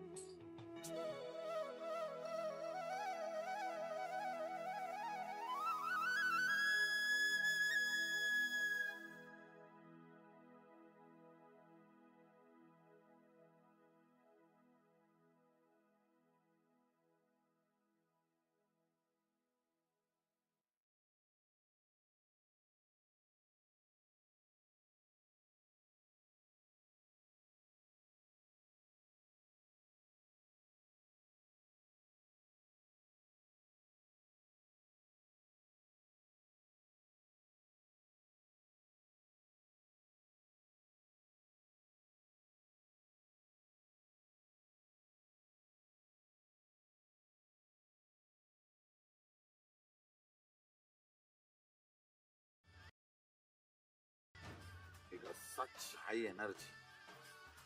So the many becomes one, not only spiritually, even socially, this celebration forms a very important part of my life, because this is the only celebration I enjoyed from my birth. at least in this body.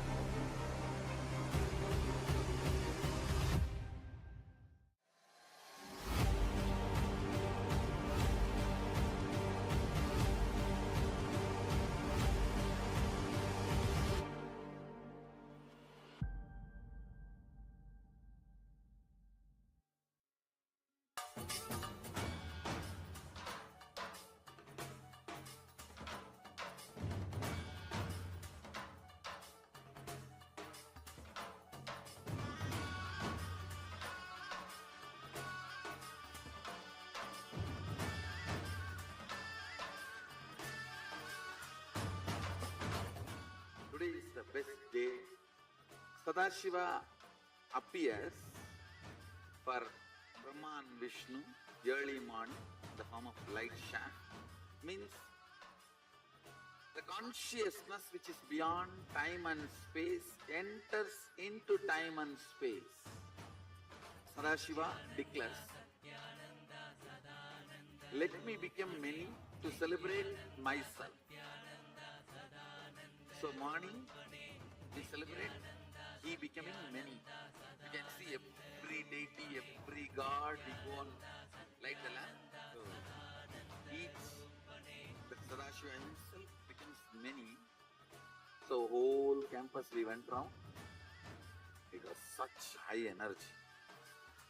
So again the many becomes one. Not only spiritually, even socially this celebration forms a very important part of my life, because this is the only celebration I enjoyed from my birth, at least in this body.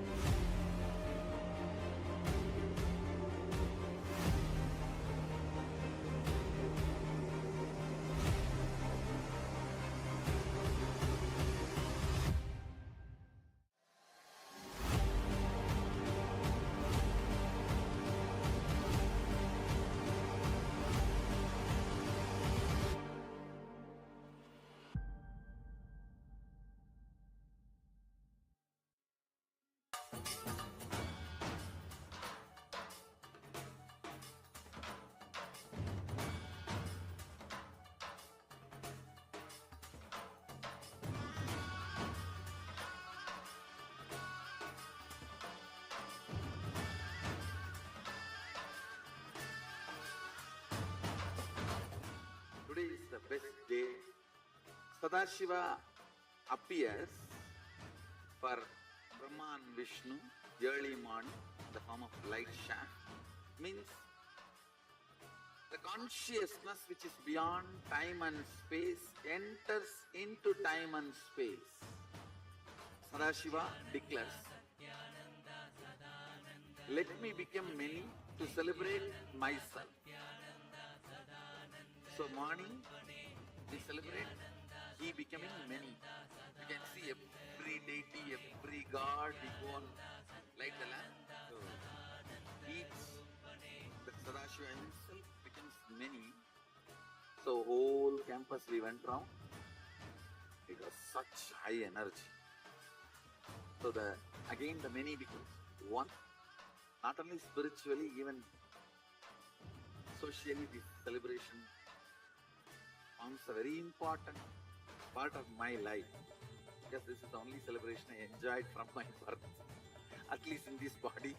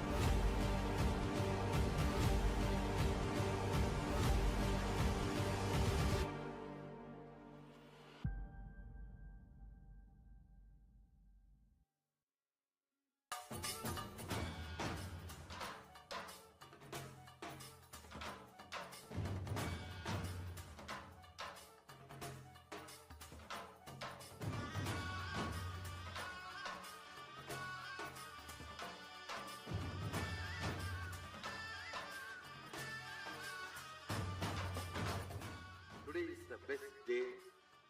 Sadashiva appears for Brahma and Vishnu early morning in the form of light shaft. Means the consciousness which is beyond time and space enters into time and space. Sadashiva declares, let me become many to celebrate myself. So morning we celebrate he becoming many. You can see every deity, every god, we go on light the lamp. So each, the Sadashiva.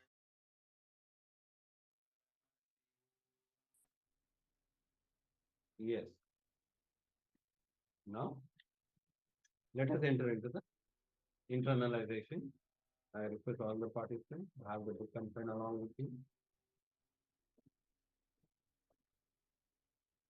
So today we'll be looking on freedom from body and mind. Ego will always based on powerlessness. Understand? Ego will be always based on powerlessness. Respect always be based on self-respect, will be always be based on powerfulness. Understand this? Ego will be always based on powerlessness. Respect always will be based on powerfulness. Understand? Self-respect for yourself is never ego.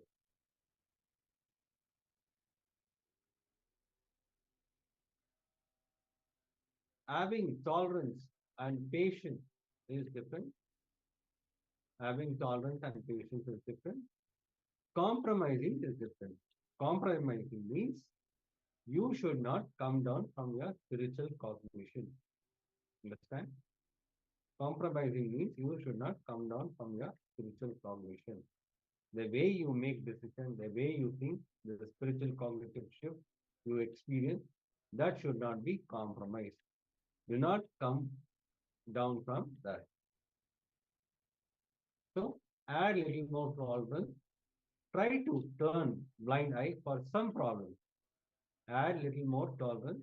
Try to blind eye for some problems. That is allowed out of compassion. Just some problems can be blind eye because that can be allowed based on out of compassion. You can just turn your eyes to the other side, but you should not bend. That is the most important thing. You can just turn your eyes to some problem, but you should not bend. Should not come down from the day you take decision. Yes. So, for the sake of other people, for example, you have some powerful cognition that you decided you're going to live by. Just because there's some external circumstance, you yourself should not stop following that decision. But you see another person who might have not had that insight, that understanding. To them, you don't have to be so harsh. You can turn a blind eye to them out of compassion. They also need to learn that is right, but they might have not yet had that understanding. So out of compassion, you can turn a blind eye towards them. Let us now enter into the actual internalization exercise. Scan your whole life and identify the specific aspects of your ahankara, which leaves you with conflicting experience with others in your life. Just like this example, many times you make a decision in your life, you're very clear about it, but the people around you, they do not immediately align to what you want to experience as your new reality. And you fear the friction, you fear the resistance. So like this, look in and based on your outer image, look what are the conflicting experiences that are being created. It's going to be the first step. So identifying areas of your life where you feel powerless or experience conflict with others because of the thoughts and words you have uttered and the perception about yourself that you have projected to others, which is not aligned with what you experience as you inside you. So that is the conflict between the inner image and the outer image. Understand whenever you feel powerless or experience conflict in your life, there is surely some inauthenticity in that aspect of your life. So let us take a few moments, look through our life. Even recent incidents are okay because these patterns recreate themselves all the time. So look in, scan your life, your whole life, and identify the specific aspects of your ahankara, your outer image that you are projecting, how you want to show yourself.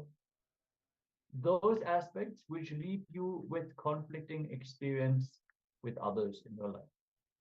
If you have any questions about this step of the process, let us know. If there's any clarity you need, we'll happily help you out. Make sure you have your pen and paper ready and you write it down elaborately. If you want, you can first make a list and then add details, but it should be elaborate. So let us get ready for this step of the exercise.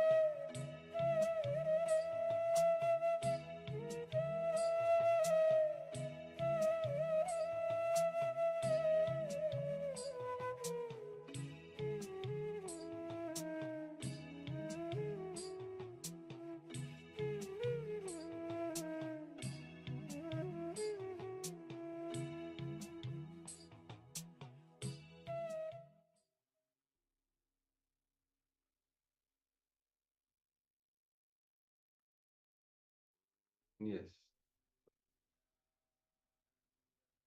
Now we will enter into the step 2. Here you are going to look deeply within and identify the inauthenticity in those conflicting aspects of you that you project to others as you. So here you are going to identify the inauthenticity in those conflicting aspects of you that you project to others as you. Yes, take a few moments and look into these incidents wherever you feel you're projecting some inauthenticity. So that means you have a higher potential and you know that you have a higher potential. But on the outside, you show something which is less. You show, I'm not able to do this. You're projecting yourself as you, as lower. For others to think that you're not able to do this, maybe you just don't feel like doing it, or you yourself are convinced. But if you look in closely, you will see that these are inauthenticities. So let us take a few moments, hand down elaborately, and if you have any questions, let us know so we can help you in this exercise. So for an example, I can give you, like you are in an office, so you have a department's work, you know they have shifted to some other department, you are qualified for it, but you ignore because of you don't want to take that responsibility. So that is where you stop you stop yourself. So because you don't want to take the responsibility, you just say no, I don't know how to do this, but there are ways to learn and do it, but we simply stop ourselves from taking the responsibility. So you can pen down all this.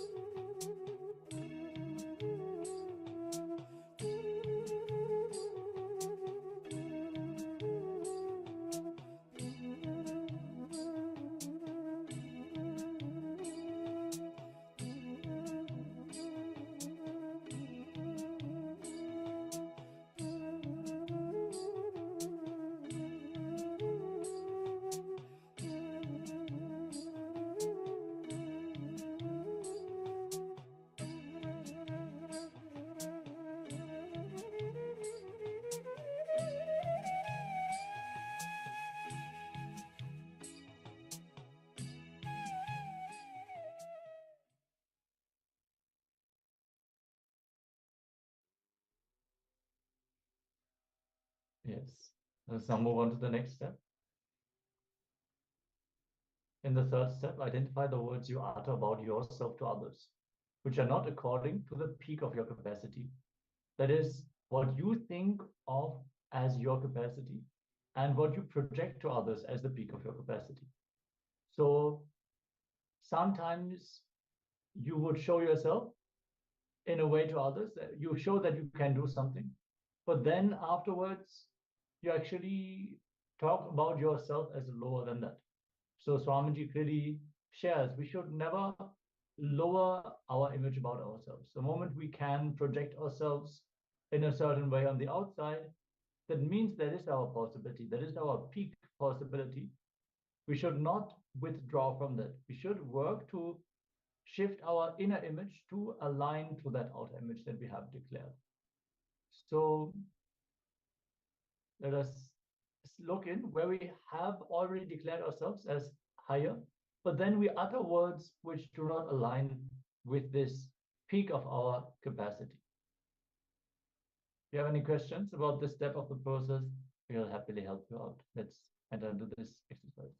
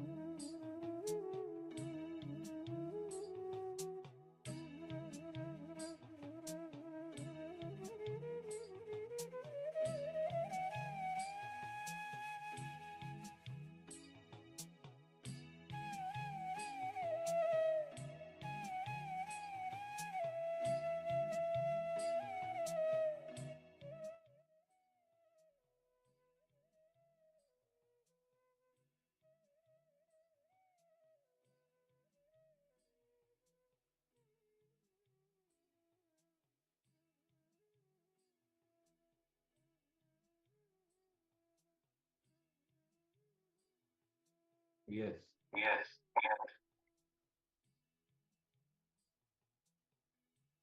Now, let's enter into the step 4. Here, you are going to identify the words you utter to others about yourself, which you did not honor and fulfill. Here, you are going to identify the words you utter to others about yourself, which you did not honor and fulfill. Now, you are going to restore integrity and authenticity in those aspects of your life. For an example, if you're actually, you said you'll be working on this for a project, but you didn't fulfill that. But you actually promised that you are going to finish that work and you did not fulfill that. Where and all you uttered to others about yourself, which you did not honor, you are going to restore integrity and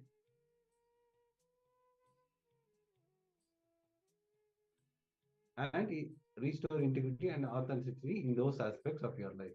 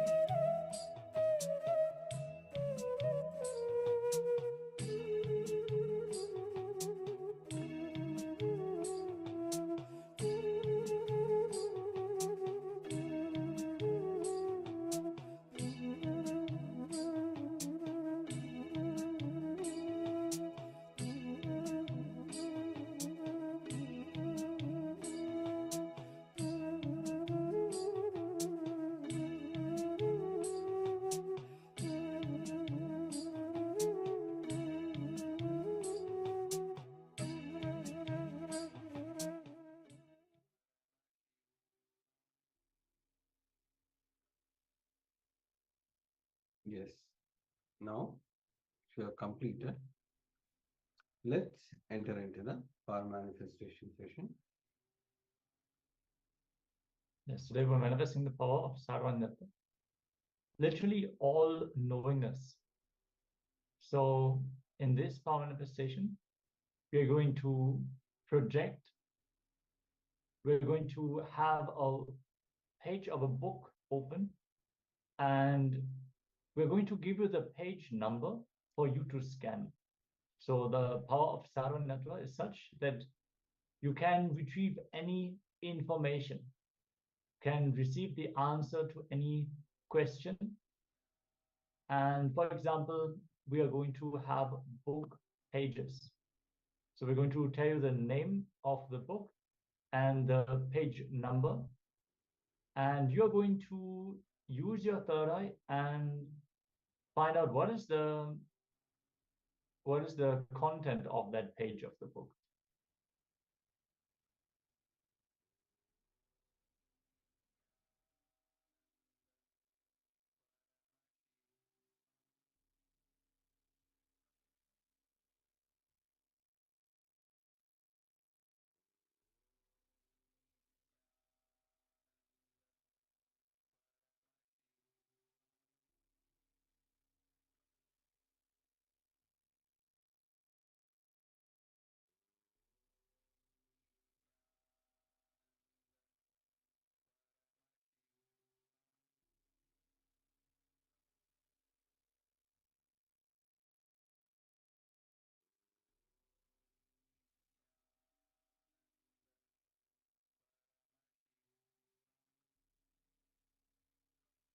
Yes, you have the Shastra Pramana to the power of Sarvanyatta, all knowingness, all pervadingness.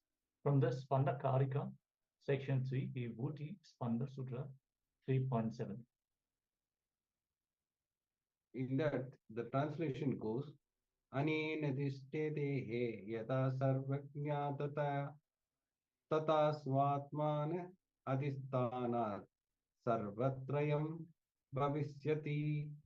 The translation goes, just as all knowability, that is sarvajnatva, in respect of the body occurs when it is pervaded by the spanda principle, have omniscience or all-knowingness, etc. everywhere. Yes. So we're going to open the page number 385 of the USK Foundation coffee table book, the history book. So start connecting with Swamiji in your third eye and chant the Mahavakyam.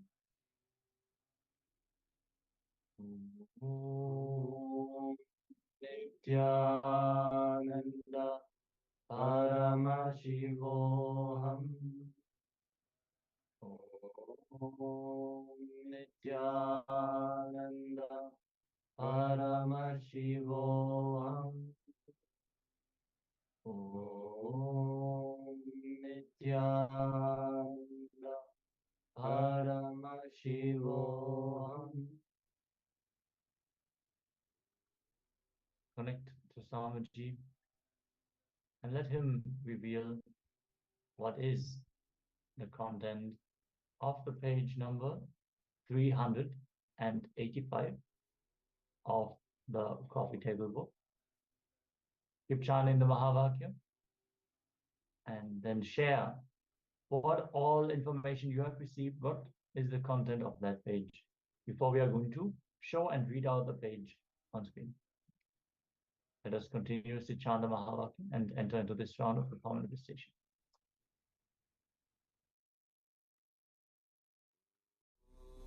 Nithyananda Paramashivoham.